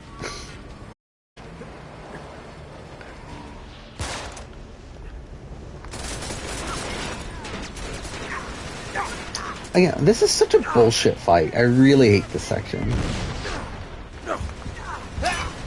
Fine. What do I know about Challenge CBS spinoff? Nothing outside that's happening, and that there were like a few people that were contacted, talked about, right? Or so it was like Tiffany Mitchell, Christian Hubicki, Lauren O'Connell, and someone else? Derek Lavasser. But even then, like, we don't actually even have confirmation that it's a challenge season. Actually, I think we have confirmation that it's not a challenge, right? That's like, it's by the challenge producers, but not an actual season of the challenge.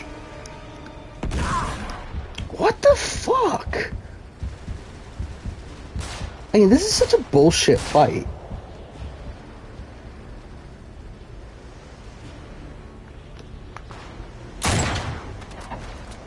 Was Sarah Lucina called for a challenge? I don't know. Yeah, Wentworth was called for a spin-off. And I believe she's been called for the main show in the past, too. But I said no.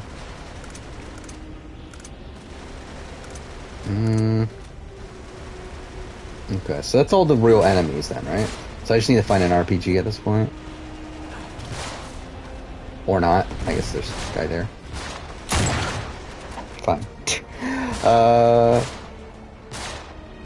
Oh, they even contact Derek, but he's never going to do it? I mean, they contact a lot of people that aren't going to do it. Because obviously they, like, are hoping for the chance that he says yes. Oh, what the fuck? That was dumb.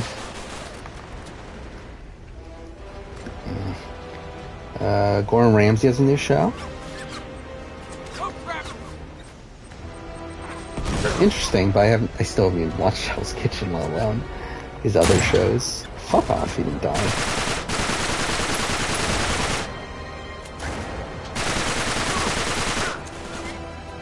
Oh my god, like, really? I'm surprised he even, got injured from that. Okay. I hate this fight so much. This is such a bullshit fight. I'm pretty sure it's just, like, known that Kelly Wentworth has been called for the challenge. I think she talked about it somewhere. I feel like I even remember now that I listened to an interview of her. It's probably on RJP or something, where she mentioned that she's been contacted.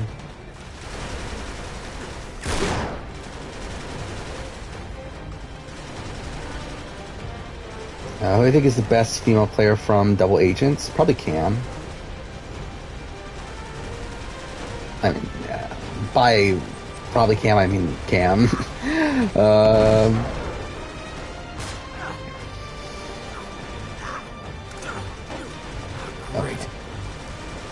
God damn it, what is this? Look at this. What the fuck is that? And of course I missed. What the fuck? Oh, was that the only bullet? Are you fucking serious?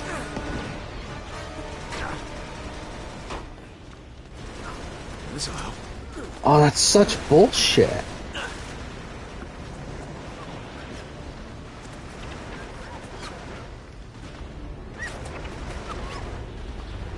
Am I surprised that Challenge Production doesn't accommodate to people like Jordan? No, not really. Here we go. I mean, like, what would you want them to do with Jordan and Pole Wrestle? Incoming! I mean, to me, it's like it's just a consequence of like him being in the game.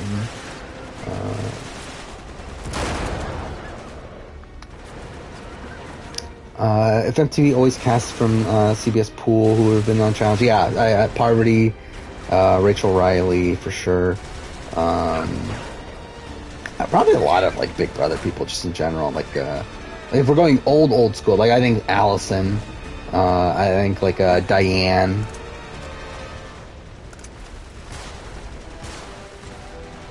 Maybe a Drew if he wanted to do it. Janelle. Corinne, I don't know if Corinne would do it. I feel like the challenge doesn't feel like a show that Corinne would say yes to. But maybe.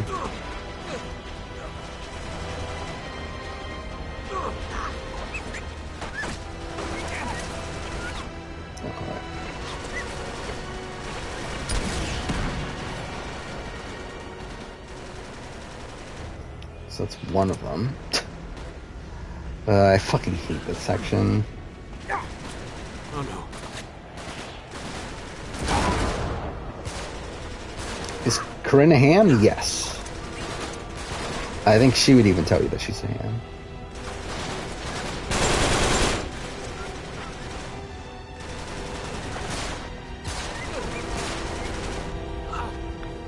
Really? No RPG here? And hopefully there's one here. Of course there's not. Where the fuck is the other RPG then?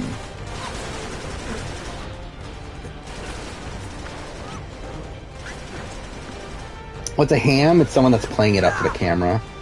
Okay. That was very close.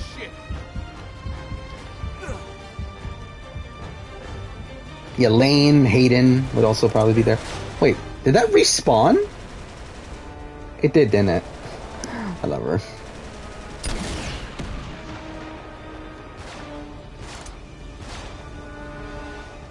Okay, so those are destroyed. Kind of shocked Hayden hasn't been on. Okay. Yeah, I mean, like, how old is Hayden? Hayden's not even that old, right? He's like probably like early 30s, right? Yeah, 32. See, I think it's more so that he's like semi-controversial nowadays. Then also, like, I think he's like relatively busy. But then again, he was in the running for BB22, and supposedly was like pretty deep in there. So who knows?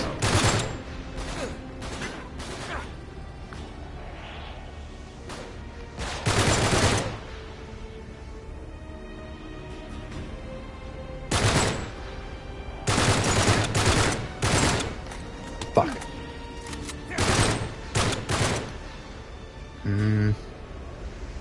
Polly's controversial. Yeah, I guess so.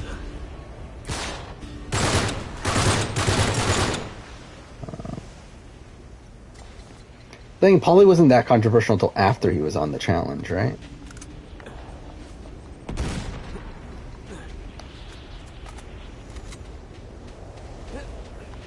Oh, we made it. Get inside. Oh, thank Run God. for it. Head for the gate.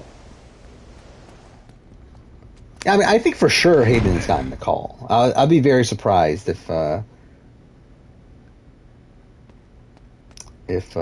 he wasn't at least called at one point. Wow. Look at this place.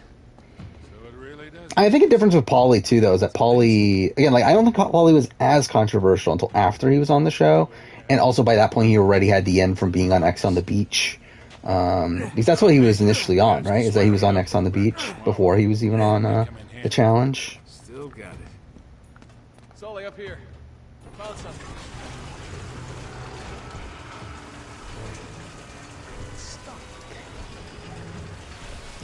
Yeah, I also think it's a different time though than now. Where, like, I feel like post Total Madness, I feel like MTV is trying to be very like PC in terms of race related things. What am I doing here?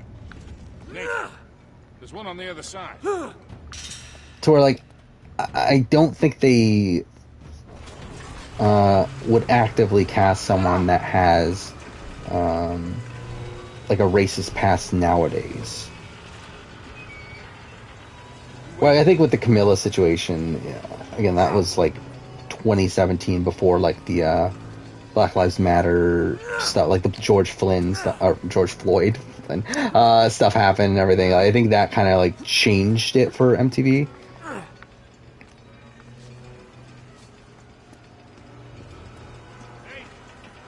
gotta get on that other switch. Almost there. I mean, yeah, Camilla's a fucking idiot. By the way, like, fully watching, like, now finished with 30-30, like, I think Camilla is probably one of the most, like, unlikable people possibly in the history of reality television. Like, I just feel like she's so unlikable, in, like, almost every aspect. Like, not even just from, like, obviously the racist stuff is, like, the, like, final straw, but, like, even, like, before that, like, she's just a very unlikable presence on the show. I'm a fucking idiot. I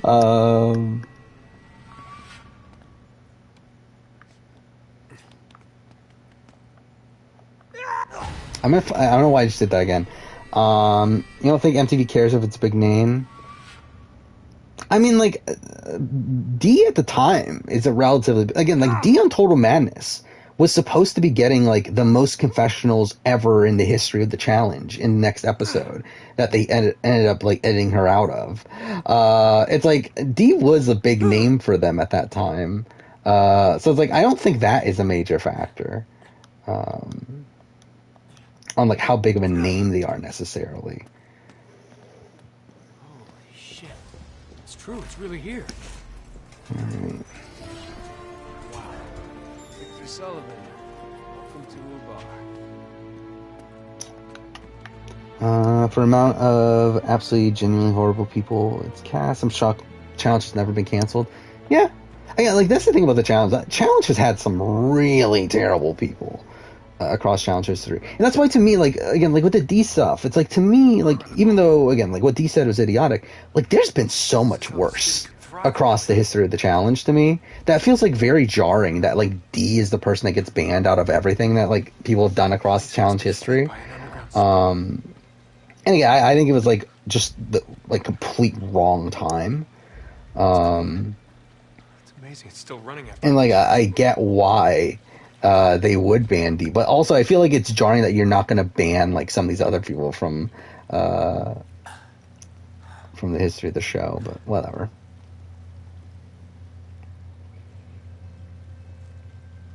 I do think it would have been interesting, though, to see if D was still on the show, to see, like, what, like, how she would have done, because obviously, like, Total Madness was probably her strongest season. Like, even though she doesn't win, like, I feel like very clearly she had upped her game in a physical, from a physical element. So where, like, I feel like moving forward, like, she for sure would have been one of the top contenders on, like, any given season. No. And, like, maybe they would have stopped casting her anyway, like, to try to give Tori a win, like the rumors are, but, Please. still. Yeah, I think banning... I don't really have much of an issue of banning D, like, in general, but I have an issue with them editing her out of the show, in the half-assed way they did, to where, like, it really ruins, like, the back half of Total Madness. So I think that's kind of the more irritating thing to me.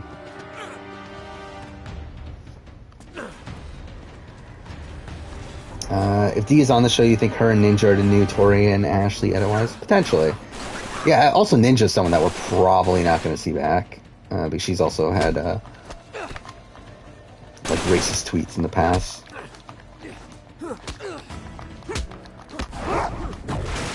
Oh, I forgot about that. I forgot that we're getting tickets for it.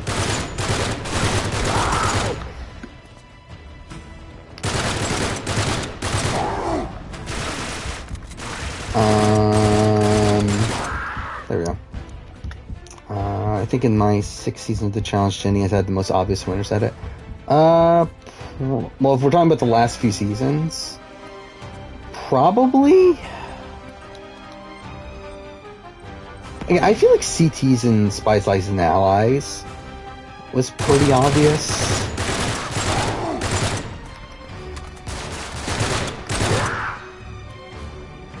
by the end of it at least. I think earlier on you could probably it's probably not as obvious. I don't remember was Jenny super I know by the end of it Jenny's was obvious, but I don't remember how Jenny's edit was earlier on.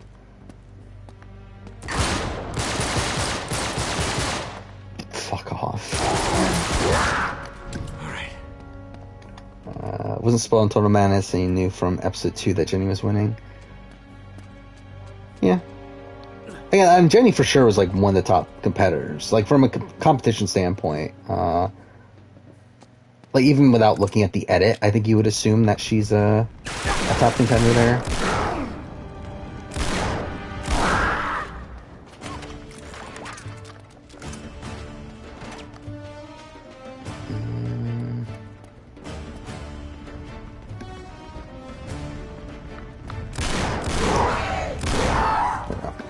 James was super obvious the whole way, even removing it. Yeah, that's what I'm saying. Yeah, she was, it's kind of similar to like a Jody on the Duel, where, like, there's not much competition for, Jenny, especially at the point where, like, Dee is, like, edited out of the show and everything. It's like, who's going against, Jenny at that point?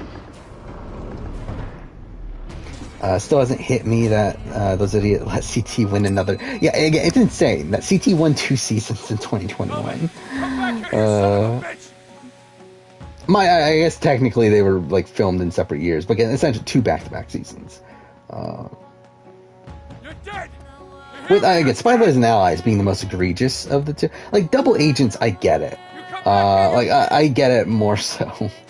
But, like, I just don't get how the fuck they let it happen again, on Spies, Lies, and Allies. This is close. Where the hell am I? This is Cartagena. I haven't been here since I was a kid. What's going on with me? Dude's the age of most of their parents, yeah. I mean, he's like, what, 41?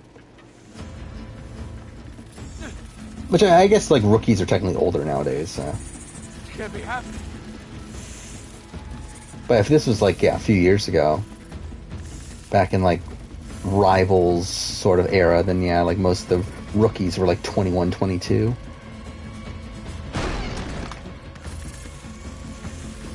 Thirst to me, they almost kept CT from getting a skull. Yeah, I think. Oh fuck. Yeah, the skull. I mean, like it's funny looking back at it. That like this obviously like the skull twist was like such a big thing for those 2 seasons. Yeah, like now it's obviously not really top of mind anymore, but it would be. Like it's such a weird twist because like I think in a way it adds more strategy to the game, but it also ends up like lessening the strategy also in a way.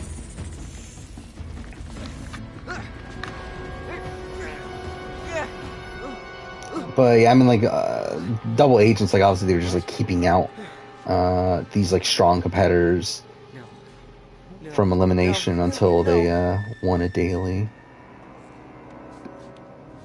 And that's, like, kind of what caused Lolo to lose her mind. No. Yeah. Stay away, please.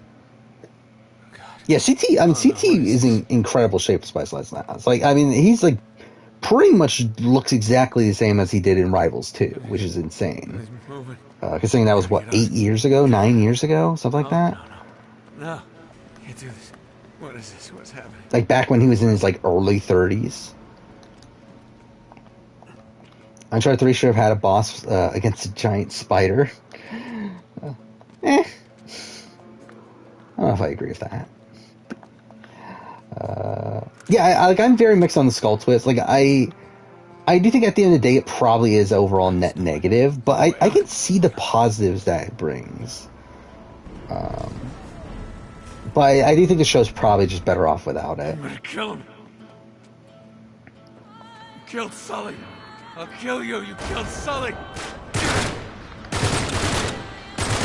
Wow, I'm just a fucking idiot.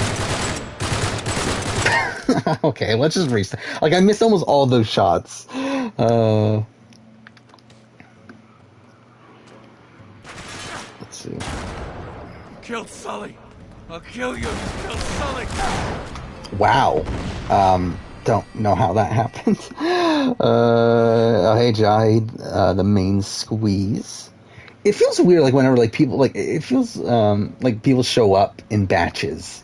I always find that kind of funny.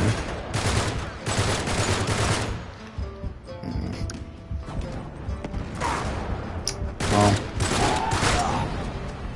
that's lovely. Do I think Casey will be on next season? Killed Sully. Probably. Like if you're like if you're really forcing me to say yes or no, I would probably lean towards yes. But I think there's a bigger chance that she's not on than someone like a Fessy or a Josh. Well, that's something. Just watch Celebrity Big Brother. Fuck off. Yeah, I hate that they do one at a time, personally. Like, I really don't like that they do that, especially in a social strategy game.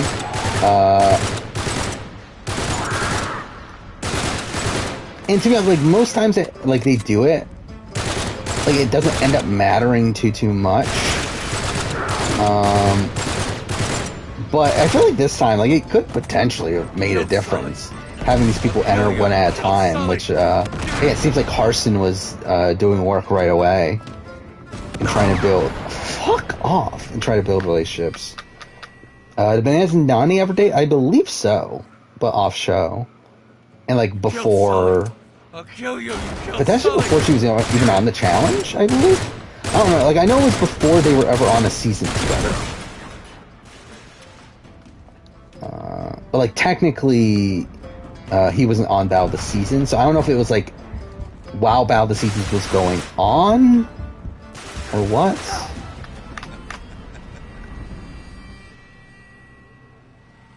Claiming they did it for COVID reasons. Yeah, it makes sense. They did, like for the main show, they didn't do that, so whatever.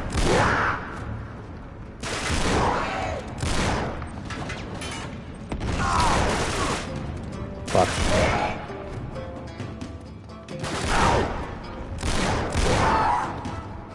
Okay. Is there anyone else? Demons. Fire demons. Can Bananas ever truly run a house again? Probably not. Can't be real. Again, I don't think Bananas is ever poised to do well again on the main show. Or like even Total Madness, I think was a very fluky win for him in terms of positioning. And to be fair, a lot of that came from like his alliance with Wes, which I think definitely benefited him.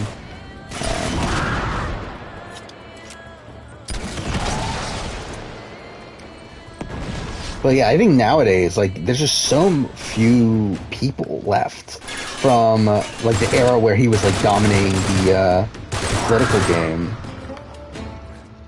To where like I don't think he, and like even like because what, like seasons, what, like 31 through, or really even well, no, 30 he was decent in position, but like 31, 32, then definitely 33, 34, 30, well, yeah, 30, 33, 34 he was like very mediocre, right, politically. He was just kind of on the outs. But like I feel like that's the way he is on most modern seasons. Why'd West go against Bananas? I think for TV. I think that was a major portion of it. Obviously he did, like, he also just had the opportunity to get a skull. But I think more so, like, I think he was definitely more incentivized to go in because it was Bananas and he knew it would be good TV. And I feel like Wes is definitely the type of person that would do that sort of thing.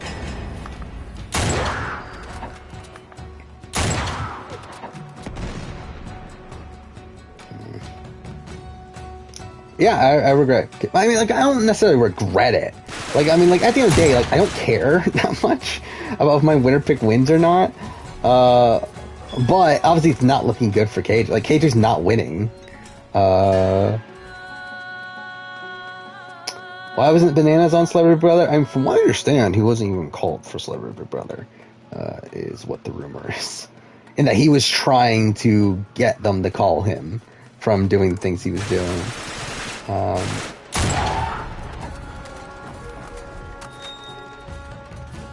But again, I don't know how interested production seemed to have been. Fuck off. Hold it together. Yeah, so Sophie definitely surprised me. Yeah, I ran through like who I think is winning earlier in stream. Like to me, number one contender right now, I think is Mark. I think Mark's edit is Sully? by Sully? far Sully! the best of the bunch, mainly because it reminds me a lot of Haley's. And I think you got Shay. You got. To be fair though, I'll also say Shay's kind of reminds me a bit of Flicks in a way. In the way that I feel like if this was Survivor US, Shay would for sure be the top contender right now. But it's not. It's Australian Survivor. And the way that Australian Survivor edits, I feel like Mark is the more likely winner. Yeah, I think Sophie is for sure I think Sophie and Sam are the top contenders from the Blood Tribe. And I think Sam is more so propelled by the fact that she has the connection to Mark. Which, again, edgically, I think they're propping up Mark, which through that kind of helps Sam also. But I think, again, Sophie is definitely a surprise. I think Sophie's definitely I'm an idiot. I have to go to the other side.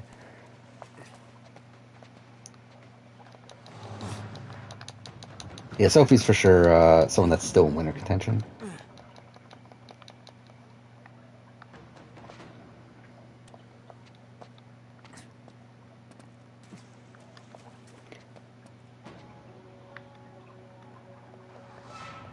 Yeah, production's only interested in 90s actors, old singers, broke athletes, real housewives. Pretty much. I think it's pretty apt. But I think we'll see Andy again? No. I'm surprised we even saw him back for this season. But I think after this, for sure, we're not seeing Andy back. I do wonder, does Andy even want to come back, even if he was given the opportunity? Because he's had, like, 2 terrible experiences on the show. It's like, is he really going to want to go for a third one? Like, I don't know what he has to get out of it.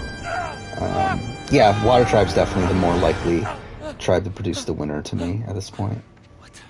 Sophie's like a younger Janine. Yeah, that's probably a decent comparison. I think, like, probably like a better version of like a Tegan is probably the first person that came to mind, just because like I see a lot of similarities in Ben and Heath. But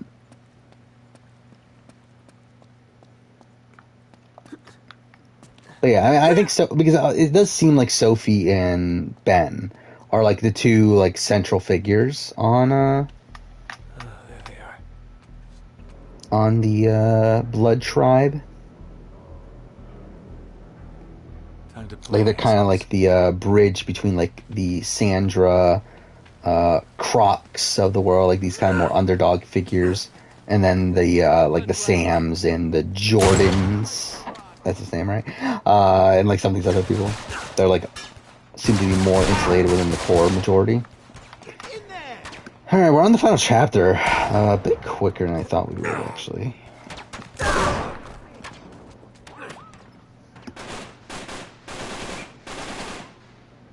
Yeah, they're not highlighting the relationship between Ben and Sophie really at all.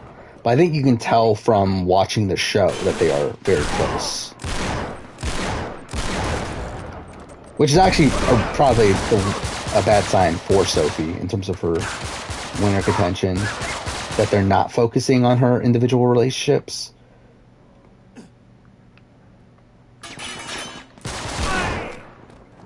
Because again, like Sam, like Mark, I mean, has had so many segments of him like with individual relationships at this point, and like he literally got this like confessional of him outlining his opinions on his entire tribe, like going person by person, which is exactly what happened with Haley. I'm an idiot. I used the wrong gun. On Brains vs. Brawn. So again, like to me, I do feel like it's much more likely that we get a Mark win at this point. Oh, great.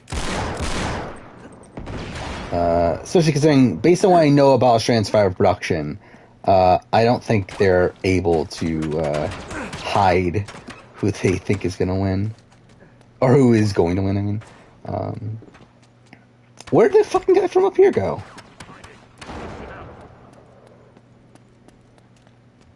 And I don't think they're trying, like, I don't think they care to hide it either.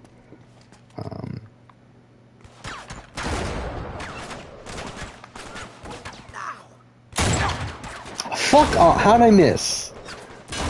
Whatever.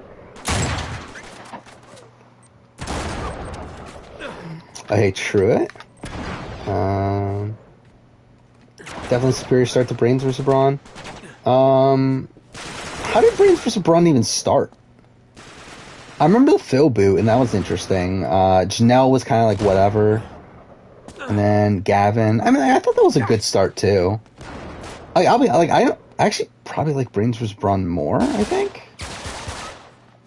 I don't know. I think this is a better start in terms of character. But I think like the actual like vote outs were more interesting to me last time. Really, like I mentioned this earlier in stream, that it's like to me, oh god damn it! Like I felt like the Brianna, what the fuck? Okay, whatever. I felt like the Brianna and Andy boots were both kind of obvious to me, and like they're both like kind of just basic votes. Where like the David vote, I mean the like supposed to be David vote here, like that was a lot more interesting. Like this was a like to me that was a great overall episode here. This last episode. All right.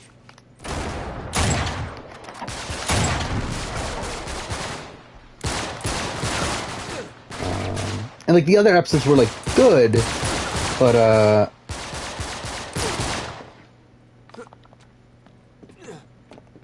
like kind of predictable to me. Who's the current winner again? I think Mark right now is the most likely winner. What? Like, how'd he kill me so quickly? What's the merge tribe name? I don't know. What is a mix of blood and water? By the way, I also love that they're not even calling the tribes Blood and Water. I haven't even talked about that. Yeah, they're only calling it Red and Blue Tribe, which I find hilarious. It's like as if production realized that, like, it's like as if they were obviously gonna name it Blood and Water, and then like JLP went like, that's fucking dumb. I'm not doing that, and then they just like went Red Tribe, Blue Tribe.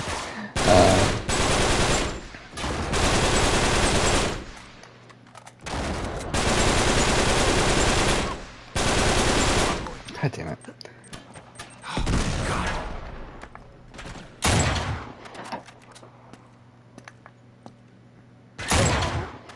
Okay. Is it crazy to say Tori will never win? I don't know if it's crazy, but I think she will eventually win. Like, I would be surprised if she doesn't win before season 40.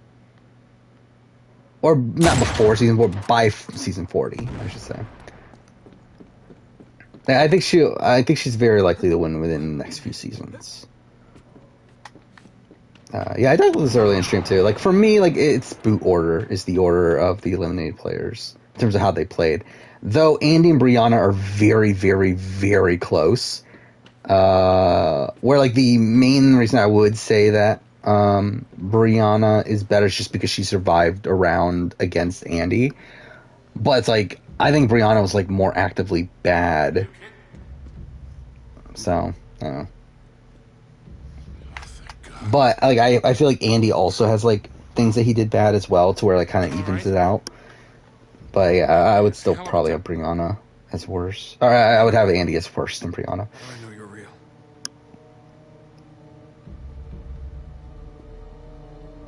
I think there's a lot of outside circumstances that Tori needs. Well, I mean, they might give her those circumstances. I mean, too fair. Like, I just feel like she pretty much won Spies, Lies, and Allies. Like, I mean, she was very, very close there. Like, she was very, very close in World of Worlds 2 as well, where if she just did that puzzle like slightly quicker, she's a winner there as well. Like, she's had two very close seasons. Not the wrath of God. To where I also feel like she's very well insulated in the current like power structure of the challenge. Drove everyone mad. Or like, I think Tori will win eventually. Yeah, Kate's gonna be an interesting one by the end of it. Obviously, right now it's easy that Kate is the top of the three, but I think by the end of it, it's gonna be a lot more interesting with the next few boots. I think at the end of the day, I can't put her too high just because she did seem to be outside of the majority group. It doesn't make any sense. But again, like she was like taken out by an idol. It's not the water. It's what's in. But I mean, she was like a most expendable person. Bear with me for a second. No, either way, I don't expect her to be too high, but there probably will be some debating between her and a lot of the next few boots. Who's better, Brianna or Dave? I know it sounds. They're both very bad. And Dave, like, if Dave is able to survive a tribal without getting voted out, I will say Dave. I think. No, they're so bad though. They're both bad. If Dave gets voted out next episode or next time he goes to tribal, Dave is the worst player of the season to me. And then hid all traces of his voyage. Rewrote history. Yeah, they're both really bad though. Is there a chance Dave will be a worse player? I don't know how you get worse. I think it's very tough for them to get worse. Well, I think of the 2 clues on the beach twist. I think it's like they're going to do this every season. Like they're going to like. I think this is the thing that they're doing for every season moving forward is having an advantage that's only available for the first round. Like I think that's just the thing that they do now. Like obviously this time it was an idol. Last time it was save half the tribe. Like I just think that's the thing that they're going to do. Advice on hitting on girls? Probably not. I'm obviously not an expert on that myself. Let's do it. It's dumb, but like I get why they do it. Is they want the first tribal to be this like big moment for the show. And they want to advertise, you won't believe what happened at this explosive tribal, big blindside. It's like, whatever. Obviously, it's them like kind of forcing it to happen. But again, that's Australian Survivor for you.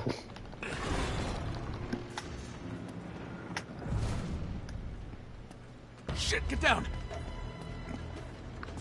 How do I like the half tribe split twist? Which was if I was offered blood versus water, who would I go with?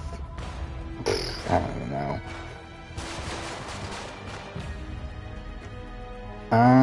Oh my god, I'm just like thinking through it now. It's like I don't think I have anyone that would do well, so it's like I don't know. I mean, I think like my uncle could potentially do well, but it's also like, do I really want like again? It's just a weird like relationship to be on blood versus water season. Like, I don't think either of my parents would do well. I don't think any of my cousins would do well.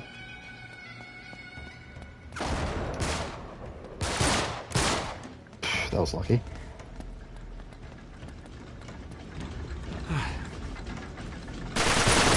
I think the only person I could think of in my family that would potentially do well is my uncle, but it's like also it's like kind of a weird person to bring. Was it weird that Cromwell Brown from Queer Eye used to be on the challenge, is what you're saying? Or was on one season of the challenge? Not really. Because I feel like that's like kind of a thing, that there's a lot of real world people, especially from back then, that are now more famous for other things.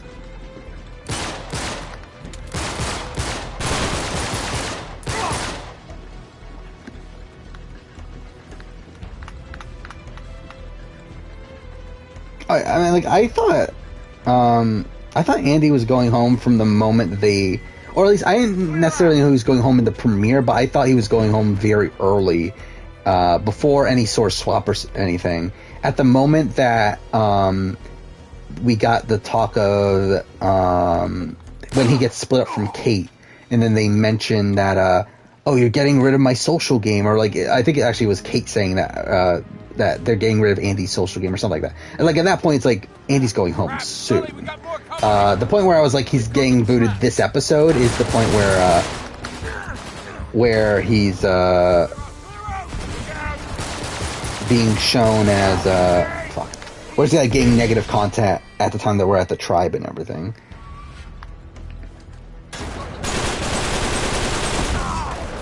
Fuck. Do I like Turbo? I'm kind of like whatever on Turbo. Like I'm not like dying to see Turbo play again, but I'm also like not opposed to it. What the fuck? Who's shooting me from over there? Okay, fine. What do I think of KJ and Sophie? I mean, KJ's barely been there, and not winning does also seem to be like outside of the core power structure. So it's like definitely not doing as well as I would have expected her to. Sophie, again, essentially Sophie is doing what I thought KJ was going to do. Like, essentially, I picked the wrong, sibling there.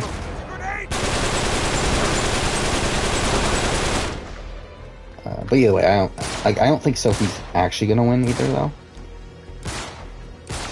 I think Khan's a lot of fun. I mean, Khan's exactly what I thought he was gonna be in the preseason. Really fun character. Not winning, I don't think.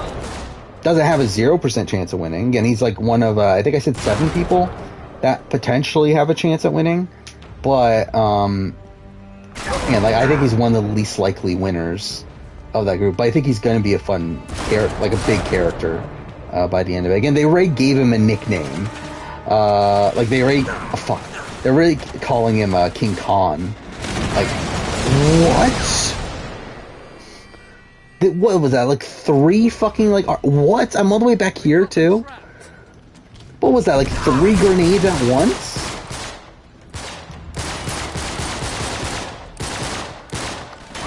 Like I'm on easy, right? Like it's so dumb that's the thing. Like why are there so many fucking bullets on like so many different like people shooting at me when I'm on easy mode? But whatever.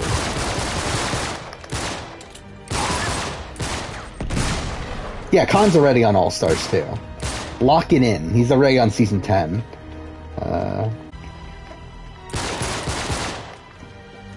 Unless it's a Benji situation. Yeah, unless he, like, says that I'm not coming back unless you bring Amy back, also.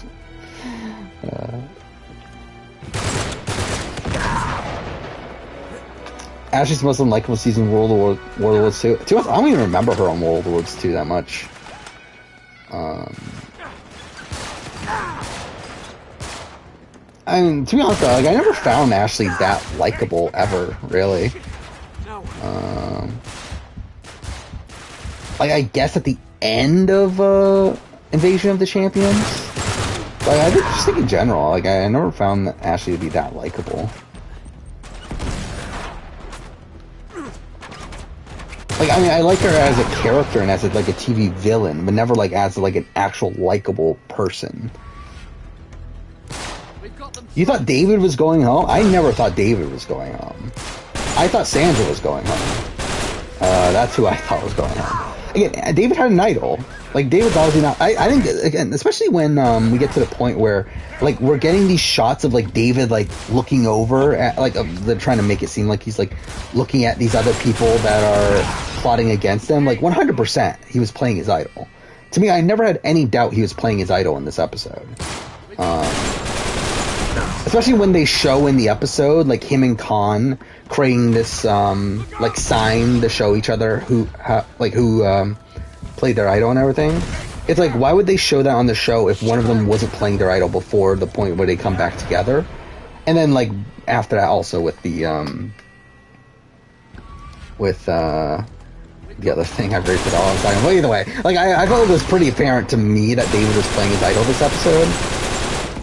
The question mark for me was, like, again, I thought Sandra was going home. I really felt like they were setting up quite a bit here for Sandra to be booted. And definitely not Kate. Again, Kate got very little content in this episode. She only got 1 confessional. She actually got more confessionals in the previous 2 episodes than she got in this episode.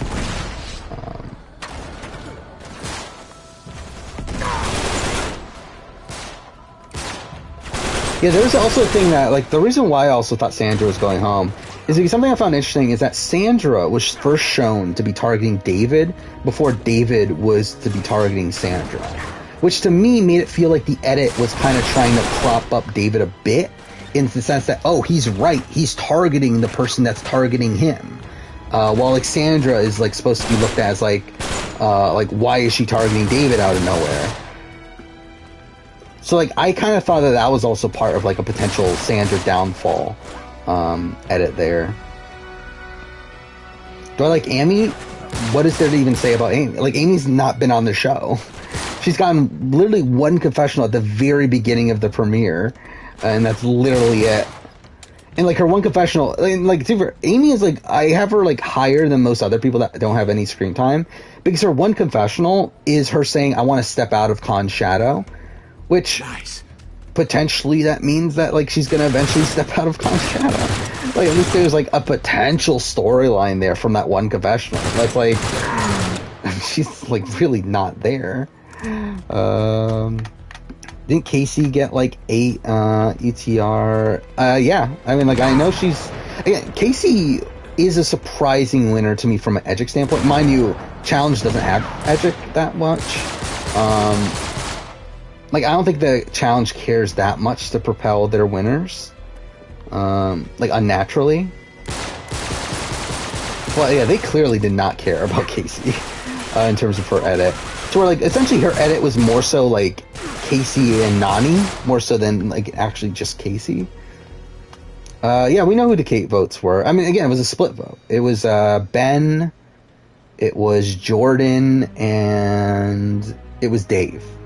And then, obviously, Sam voted for Sandra, and everyone else voted for David. There we go. Head down, head down! Yeah, I just don't get why they keep on bringing Casey back when they never show her on the show. Like, it's so weird to me. They're like, that in love with bringing Casey back. When, like, they never bother giving her that much screen time.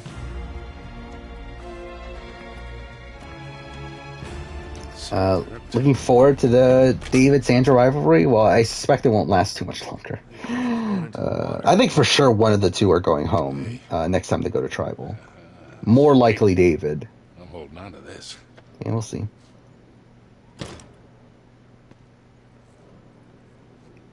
Why the fuck would they go for Kate if they knew they could have gotten anyone out with the idol?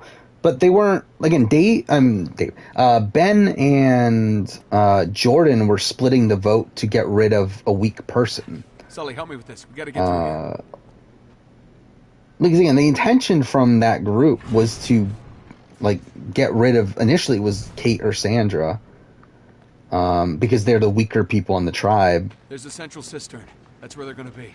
You ready for this? Oh, yeah. But then eventually it flips to David, and then, you know, a whole bunch of clusterfuck stuff there. But it's like, again, like, the initial plan was to just get rid of a weak person. Like, they're not trying to get rid of a big player. They're trying to strengthen their tribe in terms of physical strength. Why is my bitrate so low right now? That's not a great sign. When I get a chance, could I go through top confessional getters on Total Mana? I mean, Well, they sure as hell got us yeah, I outnumbered. posted this in the before. There is a Split up. Try to flank them. Yeah. Better a out that way. spreadsheet here.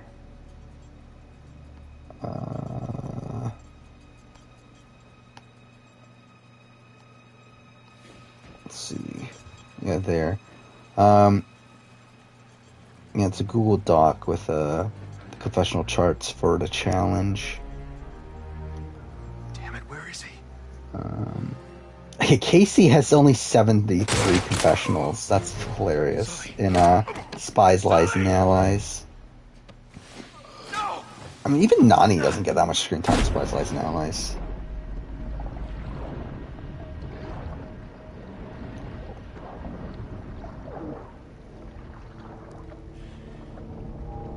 Who I think is most likely to blindside their other half? Probably Sandra and Nina. Probably. No! Yeah, I don't get how colors work on Twitch in terms of like names. But like, it's really weird to me. Like, what I'm seeing on desktop is different from what I see on mobile. In terms of like the names, like the color of the names. Yeah, I'm pretty sure you can set the name to be a certain color, right? So it's like, I don't know why it's a different color everywhere, but whatever. Logan got more than Casey, yeah, not a surprise. Yeah, Logan got the same amount as Nani by the end of it. Actually, Emmanuel only got one more than Logan. I'm actually kind of surprised by that. Because I felt like he was more prominent.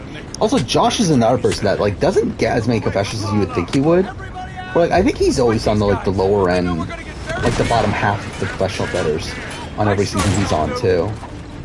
Despite you thinking that like he's someone that's like shown all the time. I mean, because he is, but he's just not given as many professionals. By the way, this is we're almost at the final fight in the game. So definitely got through this a bit quicker than I thought we would. Excuse me? Whatever.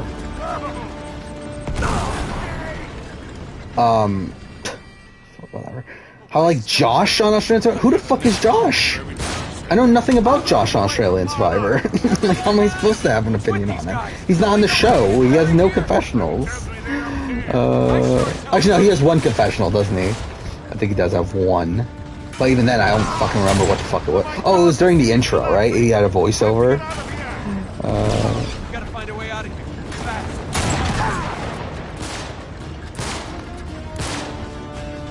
Pull back. Damn it. I wish I remember what button it was to throw back the grenade, because I just genuinely don't remember. Fuck off. Oh, fuck off! Whatever.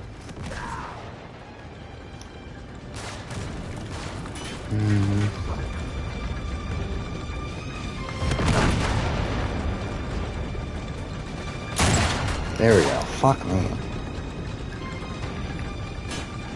Yeah, Jeremiah was barely on the show too, right? Yeah, supposedly Jeremiah is in the running for 38, I think I saw. Which, like, why? But whatever. Yeah, I think Todd Bridges is turning out to be a lot more fun than I thought he would be. So again, I thought he would be like a complete dud, like kind of like I don't know, I thought he would be like one of these people that like didn't seem to want to be there, but he seems more willing to play ball with production.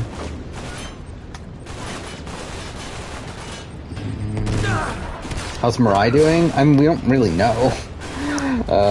Again, there's no live feeds or anything, so we really don't know where the game really is right now.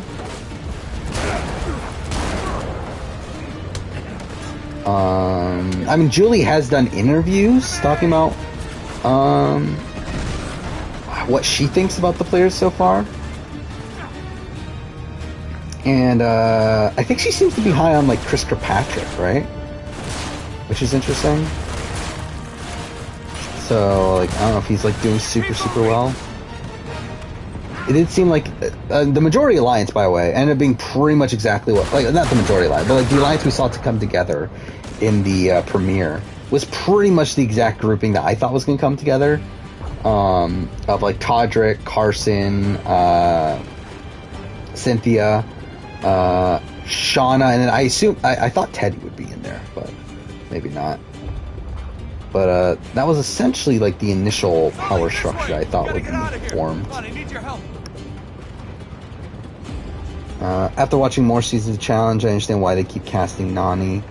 I mean, like, I think Nani is great casting up until like Total Madness, maybe World of Worlds 2. I don't remember exactly what she did in World of Worlds 2, but like she's great on her like in her original run. Okay, what the fuck? Yeah, she's great in her initial run. She comes back at War of the Worlds, and I think she's fine there. But then I think like every season after that, she's kind of just whatever. And like Total Madness, she did have like the drama with Casey. But it's like like in the last 2 seasons though, she's really been a nothing figure on the show. outside of her relationship with Casey and Spice Lies and Allies, and then Double Agents. What was her storyline there? Like her getting her first elimination win, first solo elimination win, which is whatever.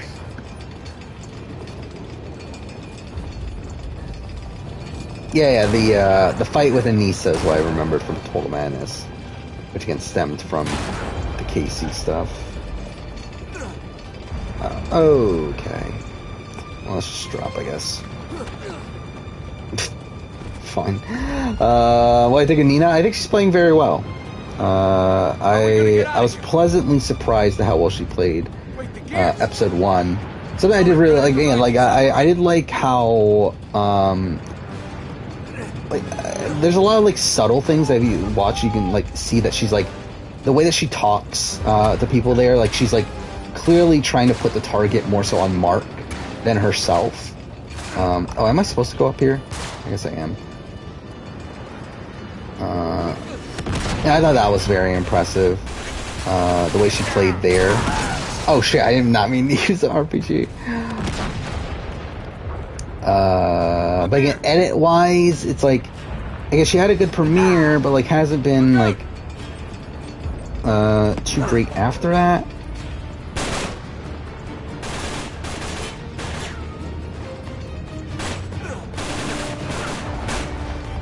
And I think more than likely she's kind of one of these like late pre-merge boots.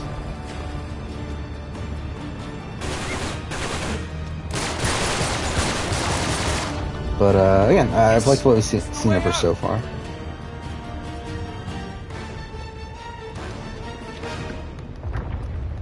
Last 2 episodes of Book of Boba Fett are the 2 best episodes.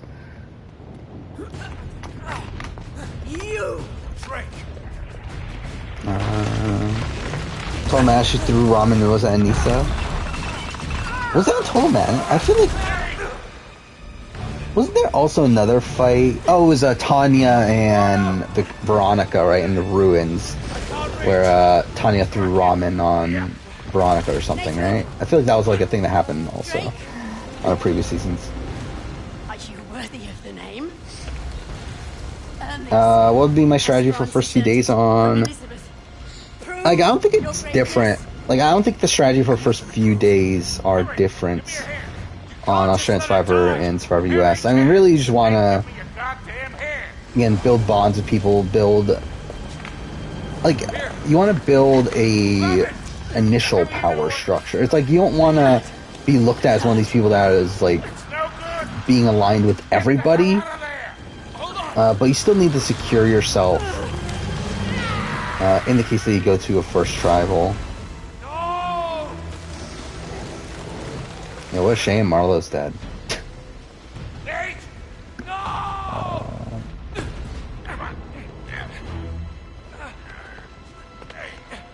Was this first scene Kyle had a perfect plan Total Madness? Just don't remember it. Again, Total Madness is a season I really need to rewatch, and I will eventually, but don't have much memory of Total Madness anymore. And who's doing the best, like, in terms of what we're being shown, then, like, I feel like it's Mark.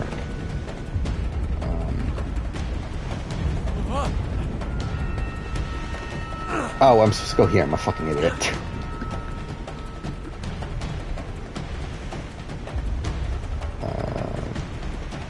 I'm trying to, is there even, like, Nina, again, Nina's doing well as well.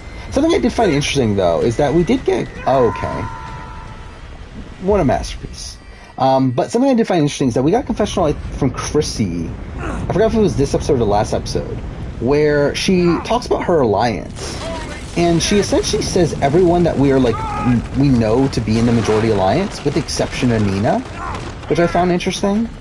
Which makes me think that Nina's probably not as well positioned in real life as she is shown to be on the show.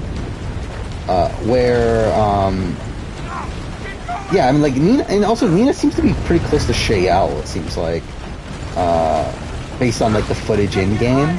That makes me think that she's probably, kind of more aligned in that position.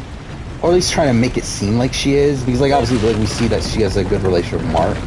So maybe they're trying to, like, secretly play, multiple sides in a similar way that it seems like Mark's playing with Khan. Yeah, I think. What? What just happened? Whatever. Yeah, Shay's my number 2 contender right now. And again, if this was Survivor US, I would say Shay. Obviously not exactly like David. Or like David's obviously more like interesting character. Oh, boss battle, kind of. And what the fuck? What is going on? Like, I really feel like, I don't know, it's just like some weird shit's going on when I'm playing this on stream. There we go.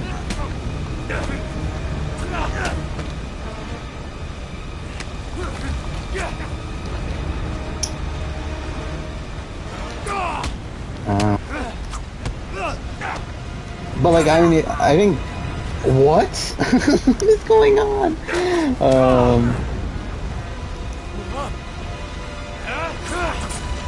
But I think in the way that the show is portrayed, what is going on in this fight? That Shay is kind of being protected at points, with them giving a lot of negative content to Brianna.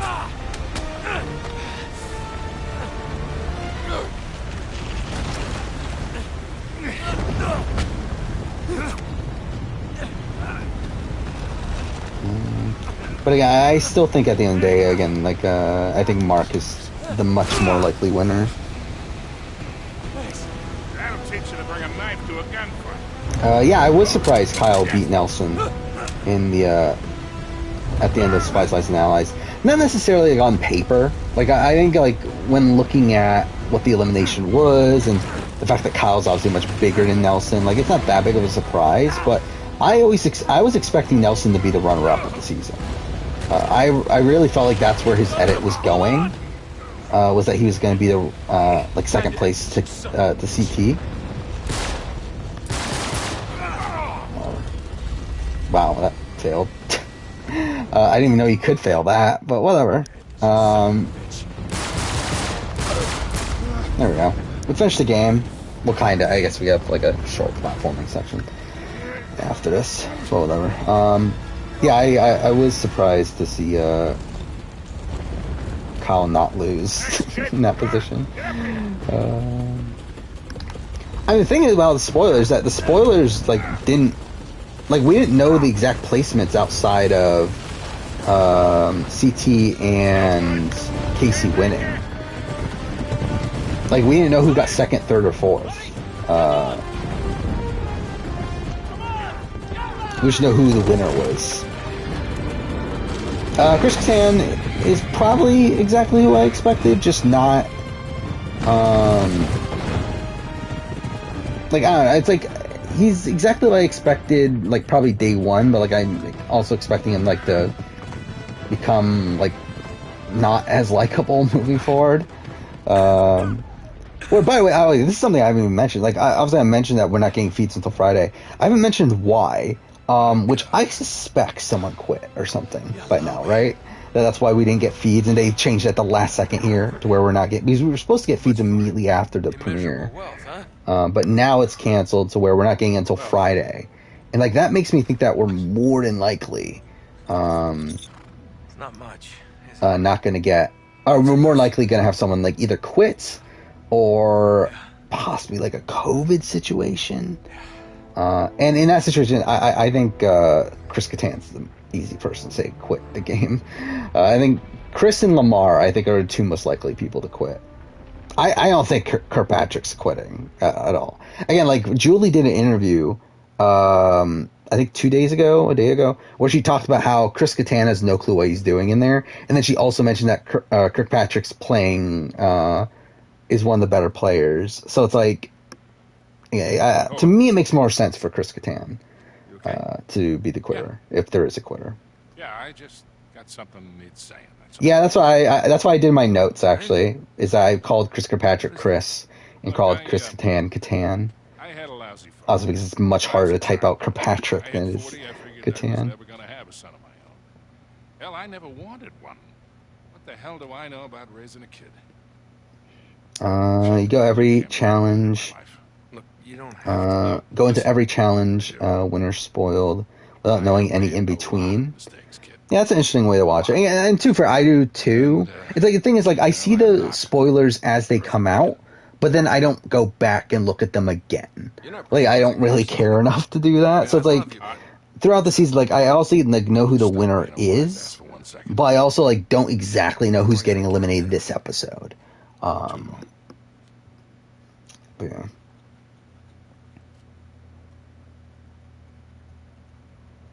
Thought I'd lost it. Why was Nelson chosen to get fed lines? I think they feed everyone lines. It's just that he's like, I think Nelson's the most unnatural at doing it, and it just feels like very awkward. Yeah, the plan is we're gonna do Uncharted 4 and Lost Legacy. I'm not gonna do it tonight though.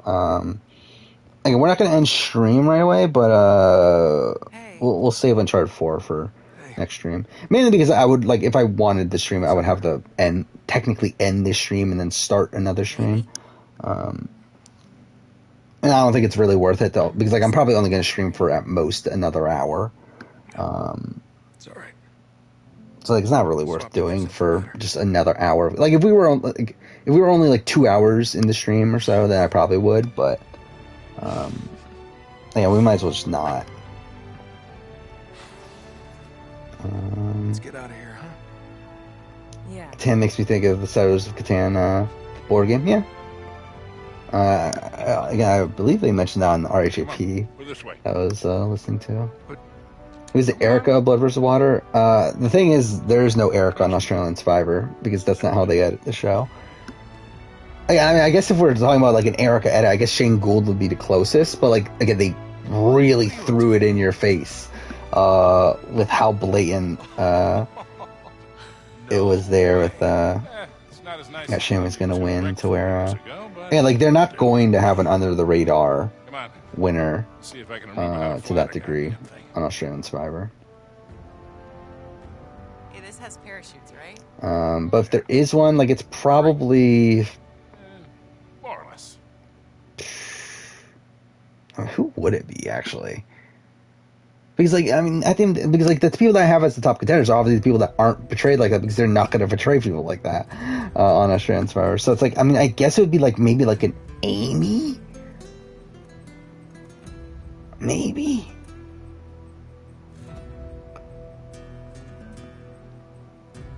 Because again, like Amy at least has a sliver of a storyline set up in her talking about how she wants to go out of Khan's shadow. By the way, I didn't even realize this, but I had Amy at 14 on my power rankings for all 3 episodes. I don't even know how that happened.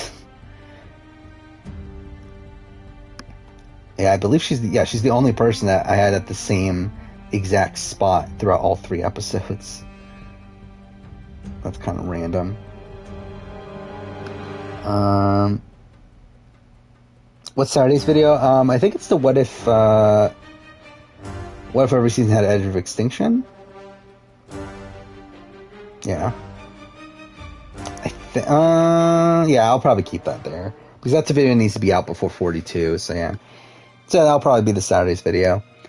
Then, next Wednesday is my Australian Survivor 2002 retrospective. So that's obviously very anticipated. And then next Saturday is the global runner-up ranking. So that's something. Like, I mean, Sophie is, like, too blatant to be, like, an Erica sort of win. Like, Sophie's not, like, under the radar.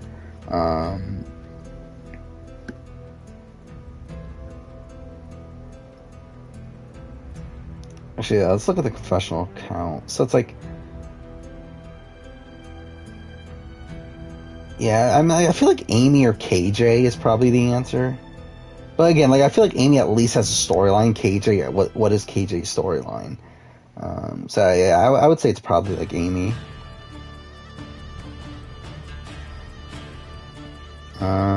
Wish she didn't start off with Spice Lights and Allies.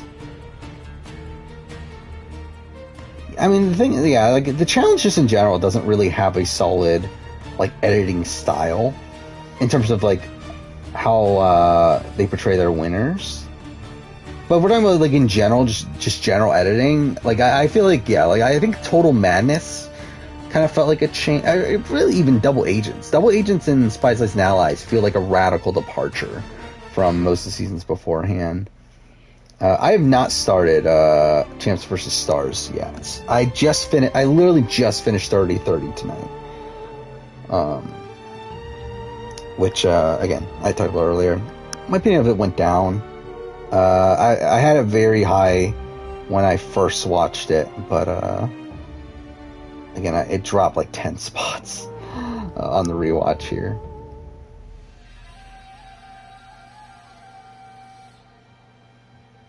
Yeah, like I have it at number 13. So yeah, exactly 10 spots.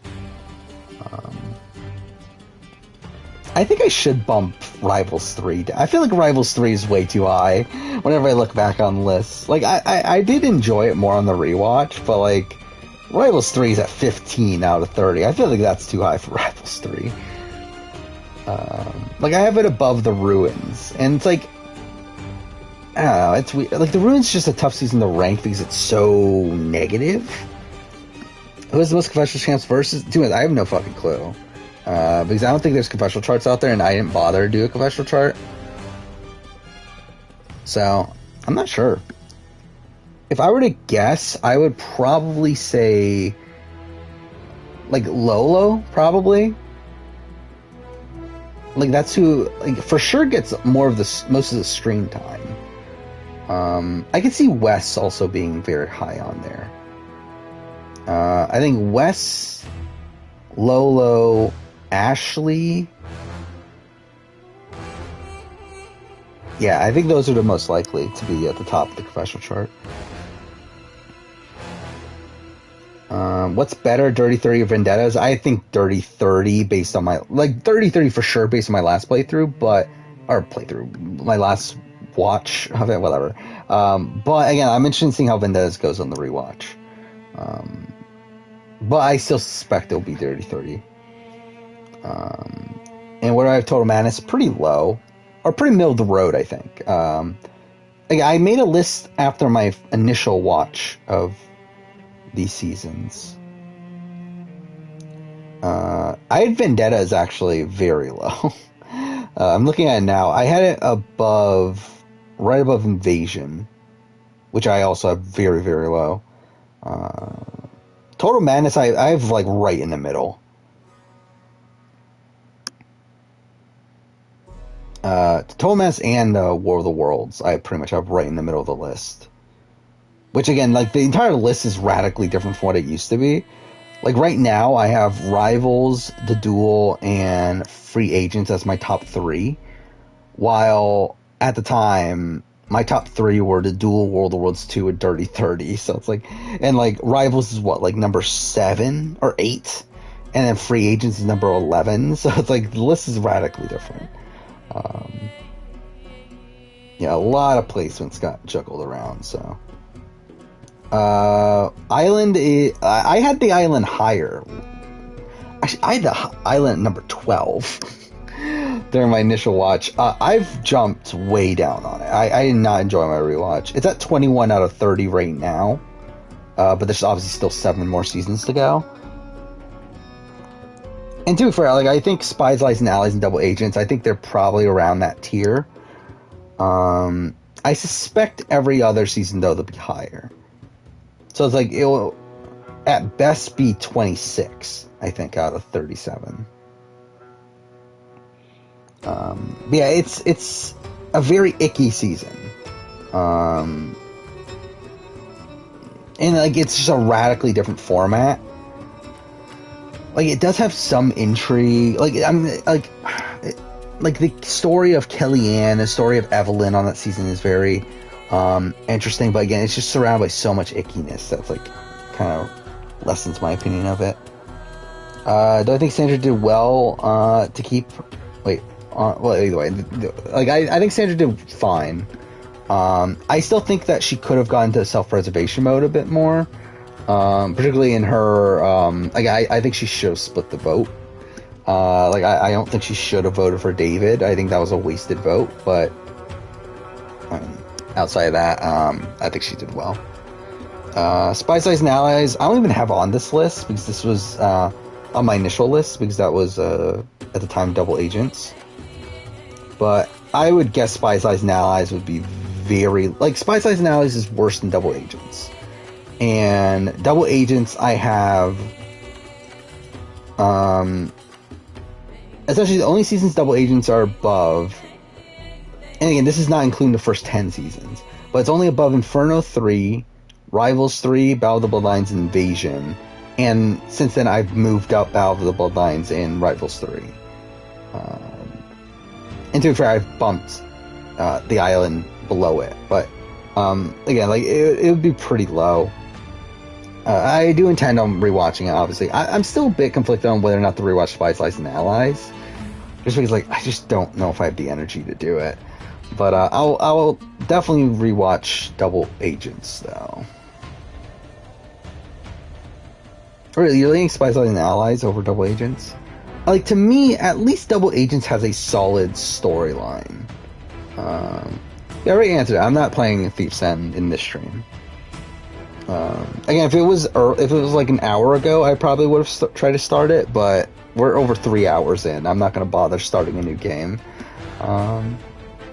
Why is my bitrate so low? You know, my bitrate is really low right now. That's probably not the greatest sign either. Oh, whatever. Yeah, like, I don't know, like, for me, Double Agents at least has a solid storyline across the entire season, where, like, I feel like Spies, Lies, and Allies, like, isn't that, like, it's just kind of all over the place, and also just isn't that, oh, there's, Brett Goki, senior release manager, who is, one of the actually the main host, or main, judge on, The Tester.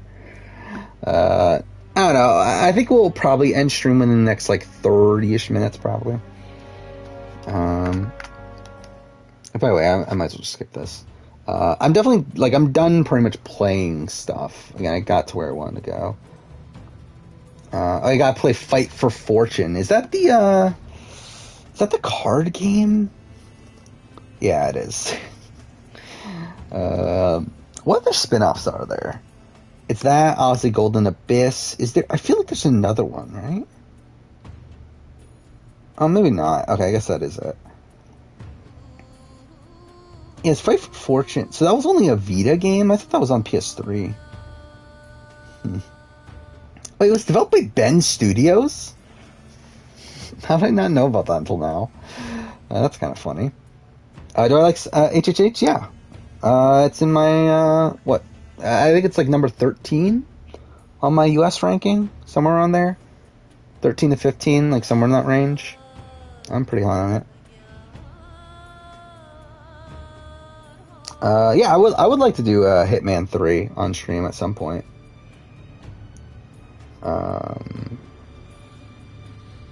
Yeah, I don't really have like a reason necessarily to do it anytime soon, but like I definitely would, like, really just in general, I would love to play Hitman more, because like I really had a lot of fun streaming Hitman's 1 and 2, to where again, I've only played the Hitman 3 levels once each. Well, actually no, that's not true, but like I've played some of them only once each, and then the other ones like 2 or 3 times. But like I definitely would like to see more outcomes for those levels.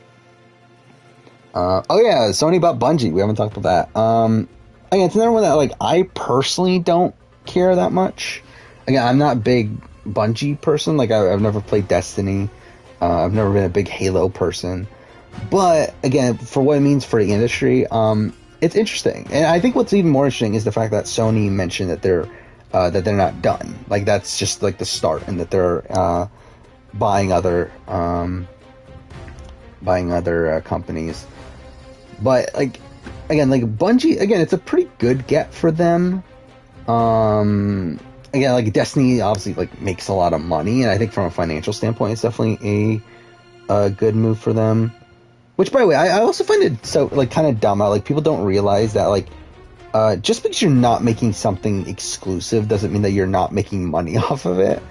Yeah, it is insane. Yeah, Microsoft owns Crash and Spyro, and Sony owns the studio made Halo. But yeah, like, it's like, like, people seem to forget that it's like the purpose of buying these companies isn't just to make them exclusive. like you're also making money off of their products either way, even if you don't make them exclusive. But yeah, I mean, like again, so I think the biggest thing for me though is that I think it's not a great sign for what I am personally looking for in gaming from Sony. Where like obviously I'm someone that is much more into the single player story based games, the God of Wars, the Uncharted's, the Last of Us, the Horizons, and like them buying Bungie is probably more of a sign towards them going into this live service, like point or whatever. It's more live service element of gaming, which like obviously I was expecting them to do that anyway. And to be fair, like them buying Bungie is probably just a sign that they're going to do that better, if they were going to do it anyway. So it's like it's probably overall a good sign, but it's also like not exactly what I want in where I want the gaming medium to go. But again, I get that they're doing what they're doing.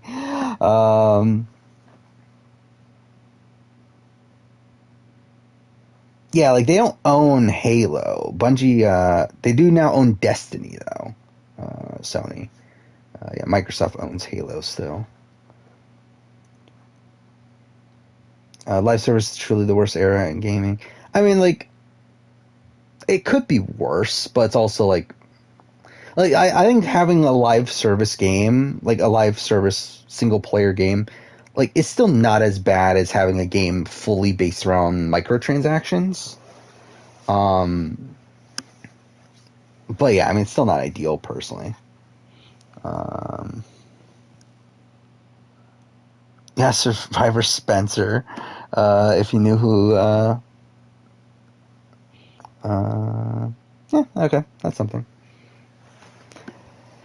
By the way, I haven't talked about that. We are nearing on 10,000 subscribers.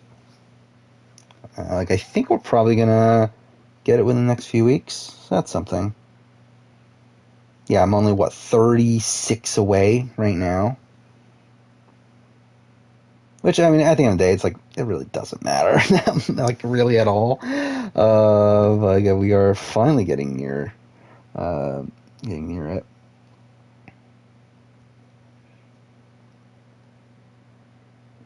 It's okay if you tell him I want to box him. Probably not. Halo's been bad since 3. Yeah, I mean, I'm not a big Halo person, but yeah, I hear that the 343 games have not been great. Do I think David would be entertaining? I think he's a really fun character so far. I don't think he's long for the game, but yeah, he's fun. Survivor Spencer's 16. I didn't even know that. I didn't realize he was that young. Survivor Spencer would take that serious and make a video about me. That's something. Well, I mean, well, actually, I was gonna say that. Like, do I necessarily want Survivor Spencer's audience? But maybe it would lead to more traffic on the channel. Actually, I want to look this up. Like, where is Survivor Spencer on my like, I don't know, like on my analytics? When you go to like on analytics, like it tells you like what the similarities are in terms of like other subscriber or other videos that your audience watches and other channels that your audience watches. Number 1's Peridium, not a surprise. Number 2, Idled Out. Number 3, Once Upon an Island. Number 4, Eager Turtle. Which, yeah, number 5, Rob Has a Podcast. Thanimail is number 6. Survivor Obsession is number 7. Who the fuck is Survivor Obsession? They're posting Australian Survivor clips. And doing other, like, intros for themes. Okay, whatever. Actually, how's the Thanimail doing right now? Actually, really just in general, I've not been paying attention to other, like, content creators recently.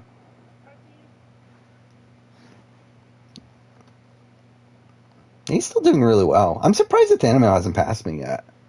in terms of subs. Yeah, like he consistently gets like 10,000 views a video. See, and you would think he would have passed me by now, but yeah, he will. Like he will soon, but I'm surprised it hasn't happened already. Bitter Juror is worse than Survivor Spencer. Which one's Bitter Juror? Let's see. Oh, that's 5 videos. Oh yeah, I forgot about that. Yeah, we did look this guy up before. They've only done like 5 videos though.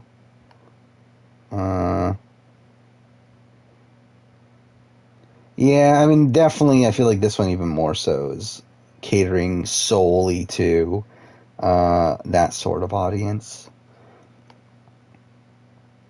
Let's see, Once Upon Islands. And Once Upon Island's a bit less consistent, looks like, than they used to be, or he used to be. I remember, like, Once Upon Island, like, used to, like, have a whole bunch of videos that would just get, like, ridiculous amount of views, but it does seem like that's kind of calmed down.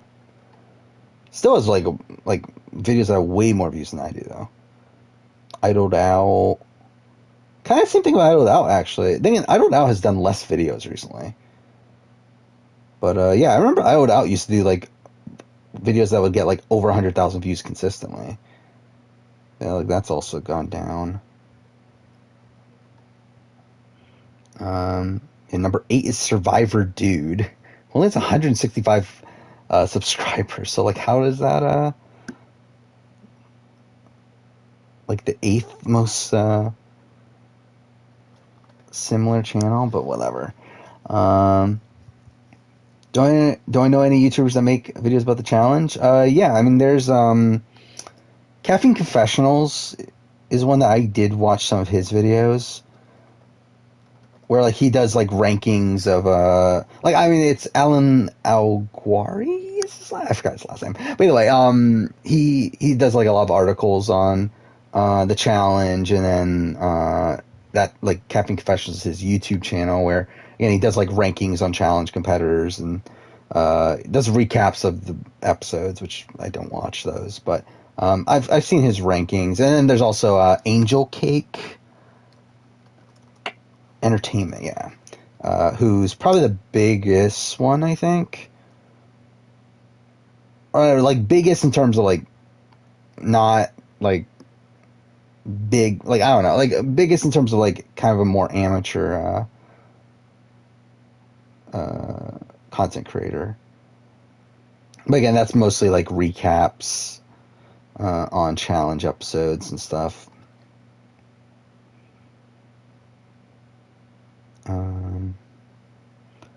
But yeah, Survivor Geek. Which one's Survivor? Oh, is that the one that just posts episodes? Yeah.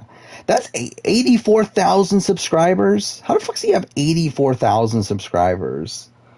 I didn't even notice that until now. Survivor Geek has 84,000 subscribers. That's insane. Survivor Spencer's number 10, by the way. I love how that was the entire point of going, like, looking through all these. Let's see where Survivor Spencer was, but yeah, he's at number 10. Yeah, I did look up the Bitter Juror. He's definitely not the type of audience I'm catering towards. By the way, yeah, Bryce, your message is getting blocked by AutoMod. If you were to go through my YouTube history from the past week, how many Kim Penn family vids would I see? 0. I literally haven't seen any. I've seen one of their videos, like, back when the cast was announced, but I haven't seen any of theirs since. Nor do I want to. Like, I don't like their type of videos. That's not really what I want to see in terms of like these weird music videos and whatnot. I love how Russell Hantz is only number 12 on the other channels your audience watches. I guess to be fair, like, how many videos has Russell Hantz done recently? Actually, I guess he's done a few. Wait. Then, yeah, Angel Cake Entertainment is number 13. So that's something. And I believe number 15 is Candy's Alien Judy, which I've never heard of before, but there's some RuPaul channel, which I didn't even know those existed. But yeah, that's something. Again, Bryce, your messages are keep on getting blocked. That's hilarious. No, I don't watch the videos. Like that's simply not like content for me. Like I like really hate videos like that personally. Do I like Russell Hantz? Like I think as a like I like him as a TV character. I don't necessarily like him much beyond that, but whatever. Actually, I also like I'm looking at now other videos your audience watches, and number 5 is Andy's Blind Side from this season, so that's something. What do you think of the new Amazing Race episode? Oh yeah, I thought it was pretty good. I liked it. I mean, like I don't like it's weird. It's like I don't like necessarily the leg in the sense that it was one that had that was all like essentially one straight shot. It was all chartered transportation.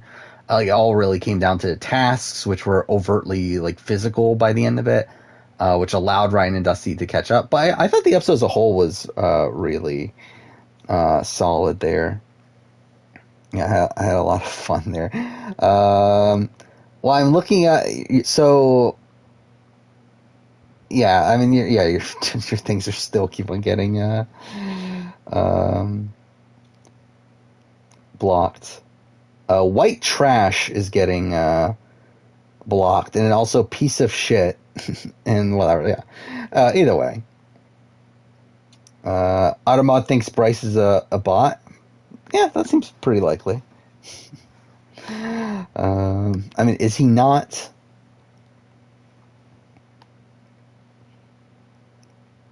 I'm just looking through most viewed videos now. I mean, not most viewed videos that other people in the audience watch. Actually, I forgot about that. Voce did an interview with David Bloomberg. That's supposed to be a fun interview.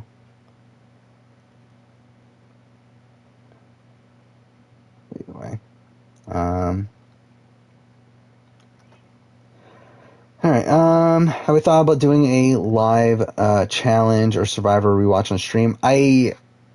Yes, but I don't currently have a like proper way of doing it. Like down the road, I would like to, but like with the way I currently stream, I don't really have a convenient way of doing it. Then also like if I do a rewatch, it's like I don't know. I just feel it weird where it's like one of these streams. Like I know Taron Armstrong does these, where it's like him. Like the stream is just him on camera, and then like he has like the timestamp on top, like that tells you like where he is in the episode, so that way you can like follow along that way. But yeah, it's like I don't know, just kind of I wouldn't be opposed to doing it, but also like I feel like it's also weird because like when I'm doing these rewatches for like things I'm doing retrospectives on, it's like I have to take notes the entire way through. Which I just don't think that'll be interesting to stream. Yeah,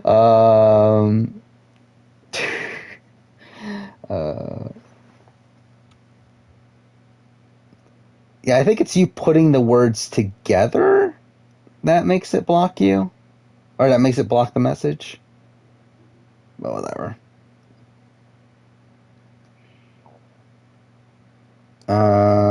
What do you think would happen if Russell asked Lauren O'Connell?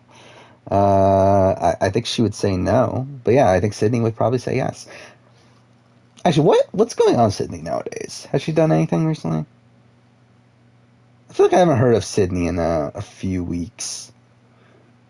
Let's see. Just more generic photos. Yeah, I'm surprised there's no talk of her being on the challenge. And she seems pretty primed to be on the challenge. What would Lauren do if Russell tried to kiss her? I'm probably beat him up. I think that's pretty likely. Yeah, I did see Sydney talked about doing Amazing Race with Russell, which is just dumb. But whatever. Yeah, back to the Sony thing. I didn't even talk about this. I'm interested in seeing what they're going to buy next. I am pretty... like, obviously, there's been like speculation that they're going to buy Capcom, which would be a really interesting buy. Like obviously, like the two big ones that people are speculating are Capcom and Square Enix, and obviously Square Enix is like to me too big for Sony. Like I don't think they can afford Square Enix, even if they wanted to, without it being like a major risk, which I don't think is really worth doing. Especially because like I don't think Microsoft is going to buy Square Enix. I'd be very surprised if Microsoft tries to, considering it's just such a radically different market for them, and then also they don't have the greatest relationship with Square to begin with. It's not like I talked about in the previous stream that Sega is one that I could see Microsoft buying just because they have a very strong relationship with Sega, even though Sega like makes games that aren't necessarily like in the same like audience bracket as most Microsoft properties. Like, at least they have a very strong relationship. Well, like, Square Enix doesn't really, and has a much stronger relationship with Sony, to where, like, I don't think they would sell out to Microsoft. But, again, I think Capcom is very doable for Sony. And I think, actually, I didn't even think about that. Konami is also probably another one that I could very likely see Sony buy. Because again, if Sony buys Konami, I mean, they're like getting what? They're getting like Metal Gear. They're getting what? Castlevania. I mean, who cares about Contra at this point? But they're getting Contra, I guess. But also, like, kind of in a similar way, the Activision, like, Konami's like kind of a fucked company from a internal standpoint. So again, like, I think that'll be an easy one for them to like kind of fix there. And then obviously, Capcom would be a massive one for them in terms of IPs. Oh yes, Silent Hill. Yeah, that's another great one for Konami. But yeah, I think Capcom makes a lot of sense. Like I would be very surprised if Capcom's not something they're very much considering they just bought the fighting tournament. Was it Evo? Right? Which through that, it's like doesn't it just make sense that they would buy the company that makes Street Fighter? I feel like that makes a lot of sense there. I feel like also, like, obviously they have a solid relationship with Capcom, and also through that you're buying, like, Resident Evil. You're buying Devil May Cry, which has also been predominantly on PlayStation. Yeah, I think it makes a lot of sense for them to buy Capcom. Really hope they don't buy Capcom before you buy PlayStation.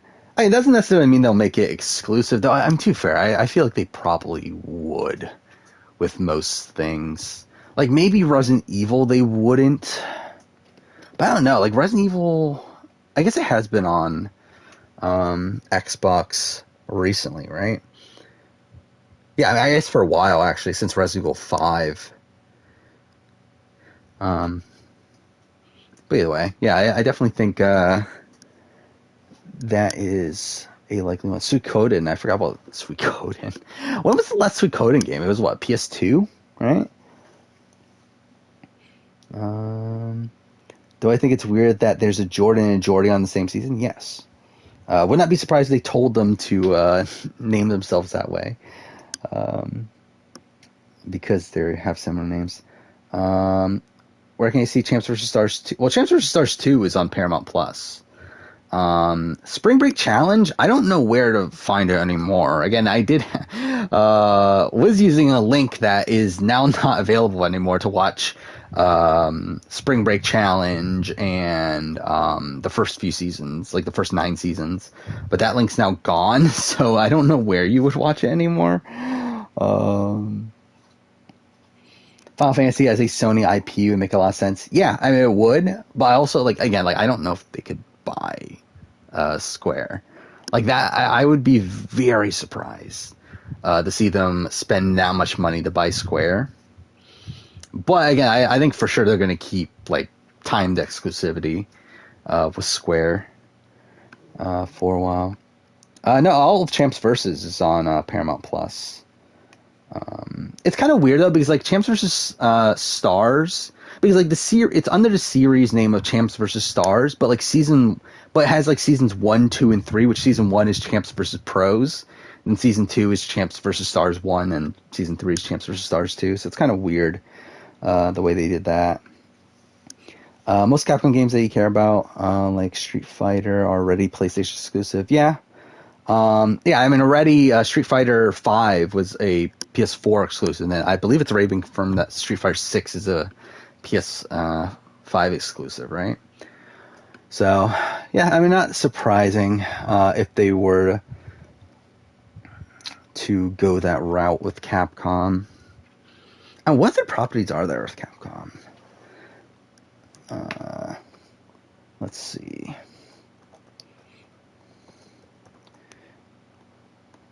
Monster Hunter. They would buy Monster Hunter. Mega Man. That's a big one. Dead Rising. Which is kind of funny because Dead Rising has been timed exclusive to Microsoft for a while, hasn't it? Ace Attorney. Breath of Fire. That would be interesting to see them bring back.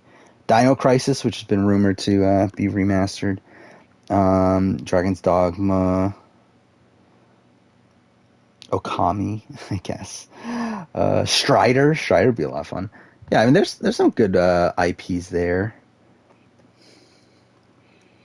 So Konami, it'd be funny if they buy Konami, then they own Yu-Gi-Oh. So that'd be funny. Like imagine Sony owning Yu-Gi-Oh. By the way, I haven't thought of this. I really want to play Master Duel, which is the free Yu-Gi-Oh game on PlayStation. Well, it's on other things, I'm pretty sure. But I would really like to play it. I just haven't had the time to do it. I'm thinking I might stream it at some point, but also it's like it'll have to wait until I'm at least done with the Legacy of Thieves collection. But I definitely would like to give it a shot at some point. Yeah, I did see that Nani is like the main is like the female person they're promoting nowadays, which is funny. Actually, something I even find kind of funny too is that it used to be Kara and Bananas, which like, it always felt weird to me that like Kara was the person, which I guess it's because like she's been on so many seasons. But yeah, it's weird that like Kara also used to be like the female face of the show. Dead Rising 4 is critically panned. Yeah, I do remember that. Yeah, 3 and 4 were both Microsoft though, right? Timed. And Dead Rising was big on. Actually, wasn't Dead Rising 1 also Microsoft exclusive? I'm pretty sure it was, wasn't it? I forgot about that until now, actually. Like until like I know it's gotten ported since then, but I'm pretty sure like when it was originally released, it was Microsoft. I think that's when Microsoft was still trying though. Back in the Bandai Namco, I forgot about that too, actually. Oh, speaking of Bandai Namco, I have played more of Scarlet Nexus, which I'm at the point now where I think I'm just gonna do one playthrough, and then call it a day with Scarlet Nexus, where I'm playing the Yuito playthrough, and I'm almost done. Like I'm on chapter 10 out of 12, and it's like I'm enjoying it, but I'm also like I don't know if I like need to play Kasane's playthrough before I do my 2021 year in gaming video. So I'm kind of thinking that like I might just like hold off on it until like maybe I could stream it actually down the road or something. But like I don't know, like I'm just not feeling that incentivized to do the other playthrough, especially because like from what I understand, like the back like few chapters are exactly the same. And like I know there's like more context to the story. Like from my understanding, it's like Yuito's playthrough is like more of like a personal story for Yuito, where Kasane's is more of like a world building sort of playthrough, where like it gives you a lot more context around the narrative. But it's also like, I don't know if I need that right now. Like, I feel like, considering it's another like 15 hours or whatever to do that playthrough, it's like, I feel like I could use that time better in playing some of these other games I still need to get to. So I might just call it a day of this one playthrough and then try to come back to it maybe after I make that video. But we'll see. Australian Survivor host should replace Jeff? I've never been a big JLP fan. I've talked about this in the past. I'm not a big JLP person. Like I always felt like JLP kind of felt like he didn't know what the fuck he was doing. And I think recently he's gotten better. But like I personally still like Nico more than JLP. No. Watch the cutscenes at least. I might do that. Tales of Rise next. That's the thing. Like I'm waiting for Tales of Rise until after Horizon. Like this is kind of my plan right now with the games from 2021. So again, I'm expecting to finish Scarlet Nexus probably at the end of this week. I should have a few hours to play it tomorrow. And then yeah, I think I can get it done by Friday. Which, if that happens, then I have, like 2 weeks until Horizon comes out. So what I'm thinking of doing is, like, playing some of the shorter games I need to play. Or either that or, like, either the shorter games or, like, do some, like, games I just want some B-roll from. So something like It Takes Two, which I need, like, some sort of footage from. So I might play, like, a little bit of that to... which I might actually like try to play it myself using 2 controllers, which I think would be funny to do, to get some footage for that, so I can have B-roll there. Yeah, like It Takes Two. What other games are there? I might like play a little bit of Doki Doki just to get footage for that. I don't know. We'll see. I know there's a few other games that I need some footage for, so I'll do that. And then I think I might play like House of Ashes, because that's a short game. So like get that one out of the way.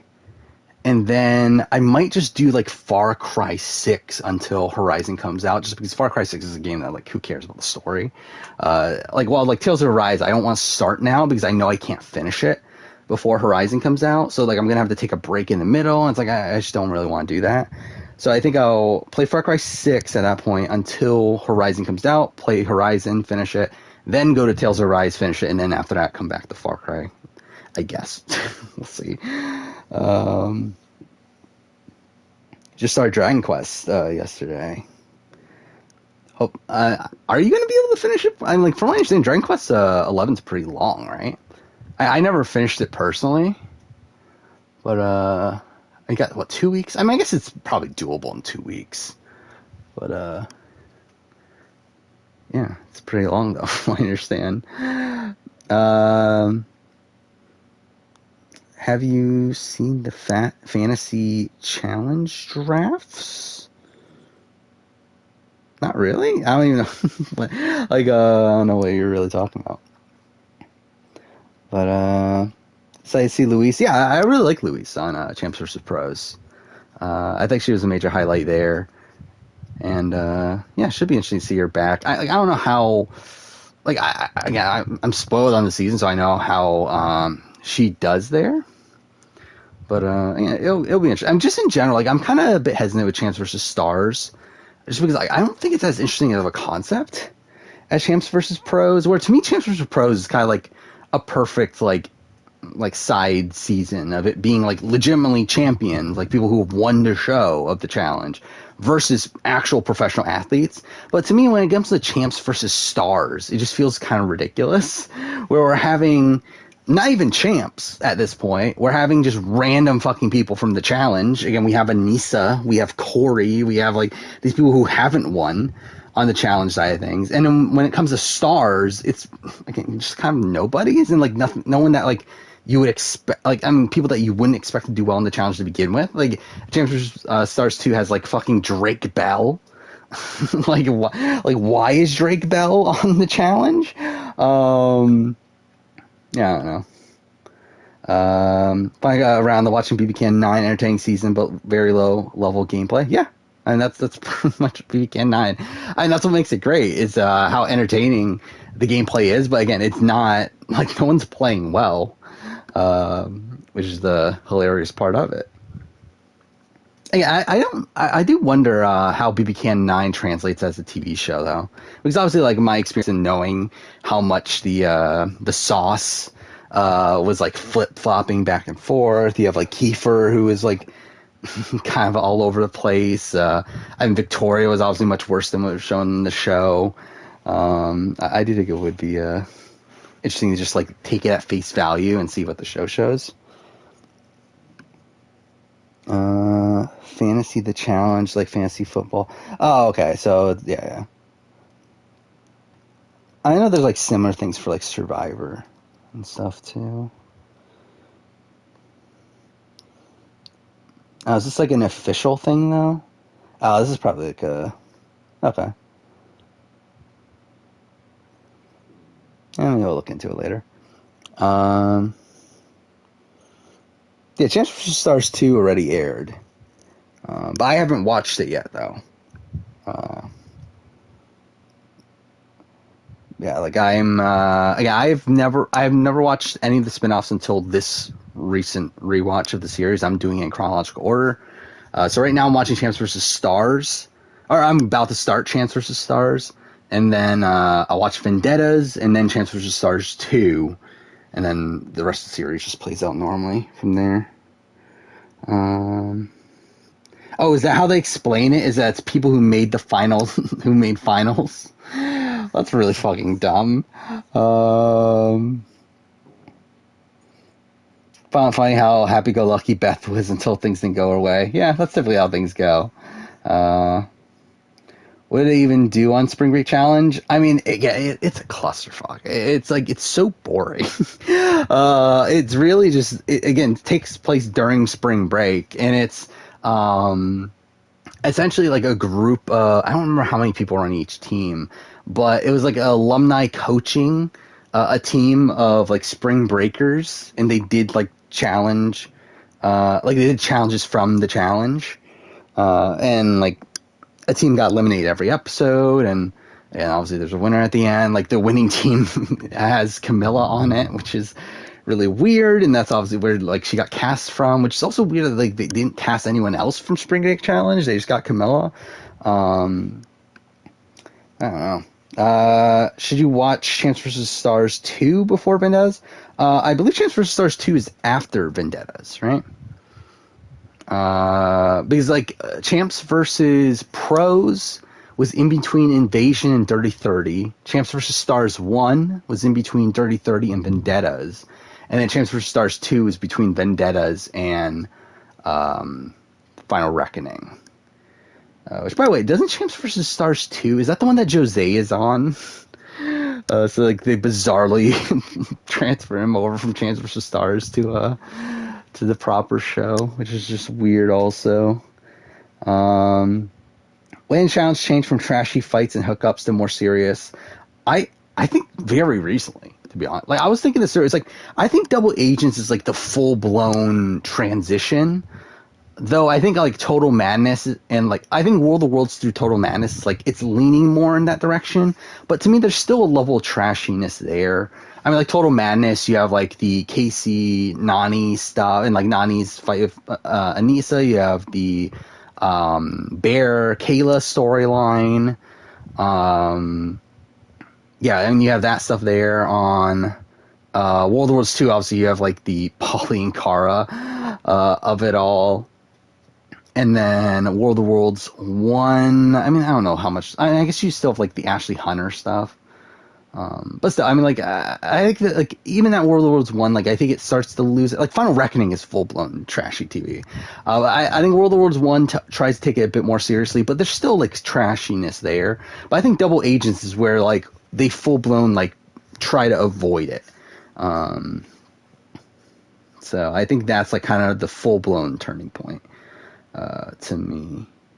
Yeah, Baron Kayla's storyline is for sure something from like an older season of the show, which is like that's the main reason why I would still say Total Madness still has like that trashiness element of it in there. But But yeah, I think Double Agent's like the first point where like I think they intentionally tried to hide it because like we know it happened. Like we know that like Amber M and Michi like had a showman. Like Michi and was hooking up with a whole bunch of women and stuff, and like there was like trashiness there. It's just that they hide it. And like same thing with Spies, Lies, and Allies. Supposedly there was more stuff there too, and like with like Bettina and Fessy and like all this like then they just like are hiding it on the show now, which is really weird. But yeah, I think it was Double Agents that like it fully changed. And I feel like a lot of that's also because like obviously the show takes itself more seriously, but also I think they like cast more people to be watching it. And also I think obviously quarantine helped it a bit too. Where I think that brought in more people. That like also the inclusion of like Natalie Anderson and which I think brought in like the Survivor audience. And like with it being quarantine, like there not being much other reality TV, that kind of the challenge became a focal point at that point too. So it's like, yeah, I mean, I think they tried to use that as a point to where they could change up the identity of the show a bit. Was Jose on Champs vs. Stars before? Yes, I believe it was before he was on, because his first season on the main show was Final Reckoning, and Champs vs. Stars 2 was before Final Reckoning. So yeah, which again, really weird that they're considering him a star, but whatever, I guess.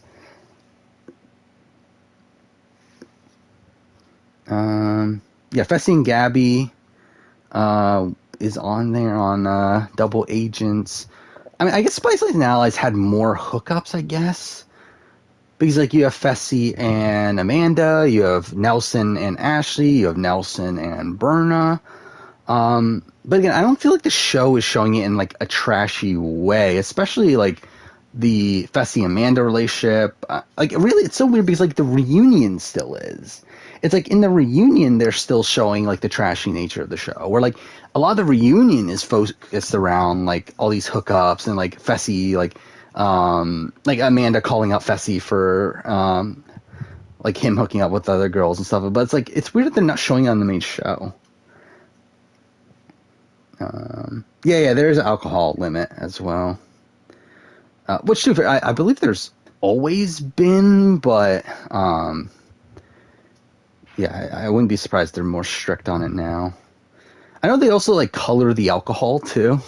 After the Tanya situation, where like Tanya used to sneak alcohol in her water bottle, so now they color all the alcohol so that you can't do that anymore. Do I think Jose is a better challenge player than the Big Brother player? Maybe. Like to be honest, like I mean, I don't think Jose's the worst Big Brother player in the world. Like he's not good. But, like, he's not, like, an all-time bad player to me. Like, I think he's one of these people that is greatly harmed by the fact that he's on a cast with returnees. But I think if it wasn't for that, and, like, him directly targeting the returnees in a position where they had control to target him back, it's like, I don't think he's the worst player in the world. Again, he's still got, like, half the house to side with him and follow him. I mean, and he got people like Paul and Victor to like genuinely want to work with him for the long term. It's like I don't think he's the worst player in the world, but whatever. Corey said it was very strict on Spies, Lies, and Allies. Yeah, wouldn't be that surprising. To a club, I believe it was same thing as Double Agents, where it's literally in their backyard. And if it's not, then it's essentially the same thing, because, again, they for sure were not letting them out to the public. How I think Jose would have done... Oh, yeah, I forgot that was a thing, that Jose was almost on BvOTT. I don't think Jose does as well, but because, like, I don't think Jose's... I think Jason is a better player than Jose. But, like, Jose's not terribly positioned there either. Like, I could see Jose still building... similar relationships to Jason, like with people like a Danielle, maybe someone like a Neely and a Chrissy. But yeah, I don't think he's as good of a player in the grand scheme of things, so I don't think it would work out for him in the long term, but probably be okay. at least initially. To be fair, I mean, Jason was also like not in a great position right away. He had to win that veto, and if he didn't, he was going home there. But either way, do I think Gabby will return? I don't think it's out of the realm of possibility, but I'm also like I think she's very similar to Melissa, and I think Melissa's a lot more likely to return. Yeah, I mean, I think Melissa's like, unless they're gonna have like both of them, which it would feel weird to me because again, I think they're pretty much the same archetype. But yeah, again, I think Melissa's more likely, but I don't think it's out of the realm of possibility of Gabby. But then I think Gabby said that she didn't want to come back though, so. It's interesting that both solo returnees went on to be final losers. Yeah, back-to-back seasons too. OTT and then or not CBB, BB19. Actually, was there Celebrity Big Brother season in between then? I don't remember when Celebrity Big Brother 1 was anymore. No, that was after BB19. Because I remember now that Ross. I mean, wasn't Paul at the Celebrity Big Brother premiere? Which I think was after BB19 then. But either way. Ever get into old point-and-click PC games? I haven't played them on PC, but I have played like Escape from Monkey Island on like PS2. I've played the Tim Schafer games that are on PS4. So like I played like Day of the Tentacle and Full Throttle and Grim Fandango. But yeah, I would like to play more of them. The thing, one issue I do have with those games though is that the puzzles are very convoluted.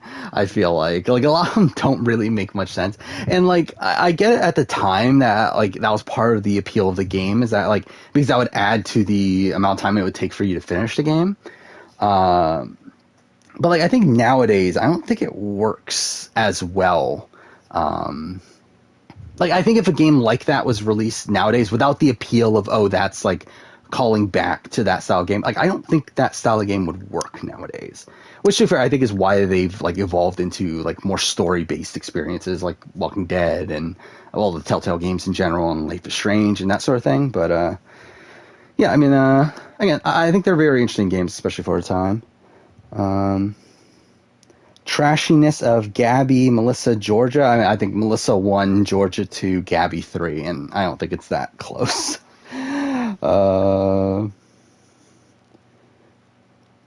Like how they made you think. Yeah. I mean, like, I get the appeal of them, especially for the time that they were made.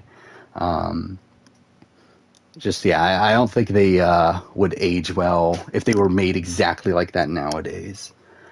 Didn't they made Broken Age, right? Double Fine, which like is that a similar style of game? I actually haven't played it. I know I own it, but I haven't played it yet. But I do wonder how that game functions. But I did play King's Quest, the remake, right? Is there a remake? The 2015 one, which I for the most part liked. Again, I did find episode 1 to be kind of annoying with, like, essentially it's cool in the way that, like, the game is built in a way that no matter how you play it, there's always a way for you to continue. However, I, like, really fucked it up to a point where there was essentially, like, only one precise situation I can get through it with, and, like, I had to figure out what that was, and that was kind of annoying. I think is it Broken Age? What's that game called? Yeah, it is Broken Age. Point-and-click adventure game developed and published by Double Fine.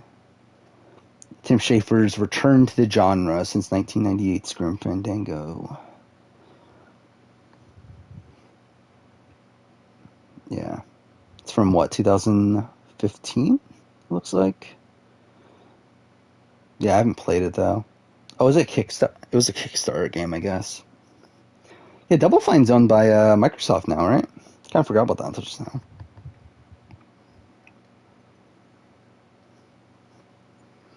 Anyway, do I think the rest of the Cookout members hate Kylan? No. By the way, what happened to the music? Have I really been here this long that the music stopped playing? Oh, whatever. But yeah, I don't think they hate Kylan. I mean, I think there's like a part of them that's like kind of annoyed at him for certain things, but I think I think for the most part they don't dislike him post show. But yeah, again, so we've been on the screen for like 50 minutes then, right? But either way, how do you their title menu? We're probably not going to play anything else. I think we're good. Yeah, so I mean, I think we might as well call it. Again, we're almost 4 hours in. So yeah, I mean, I will probably be back on Sunday. I will say that like the problem with Sunday is that I'm probably not gonna be able to watch the Big Brother episode before I stream. But also, it's like, I guess it probably won't matter that much. Considering it's not an eviction episode or anything, so it's like, whatever, I guess. Yeah, I mean, that will be a new Australian Survivor episode, though, and obviously we'll have the first eviction on Friday from Celebrity Big Brother. So there'll be stuff to talk about for sure. So we'll be back on Sunday. We'll start the Legacy of Thieves collection. We'll start Uncharted 4. And then obviously we'll be back next Wednesday as well. Again, I do think, I think I'll keep that schedule. And during Big Brother 23, I was streaming like 3 or 4 times a week, and I don't think I can keep that up nowadays. And like, to be fair, I barely kept it up then, and I think it really like fucked me up in terms of my like sleep schedule and everything. And even now, it's not great, but like I don't think I can do it doing 3 to 4 times a week. So I think we'll keep with 2. Maybe I'll reassess when we get the BB24, but yeah, I think we'll keep 2 times a week. Yeah, so yeah, see you guys on Sunday, and yeah, for now, thank you guys for watching.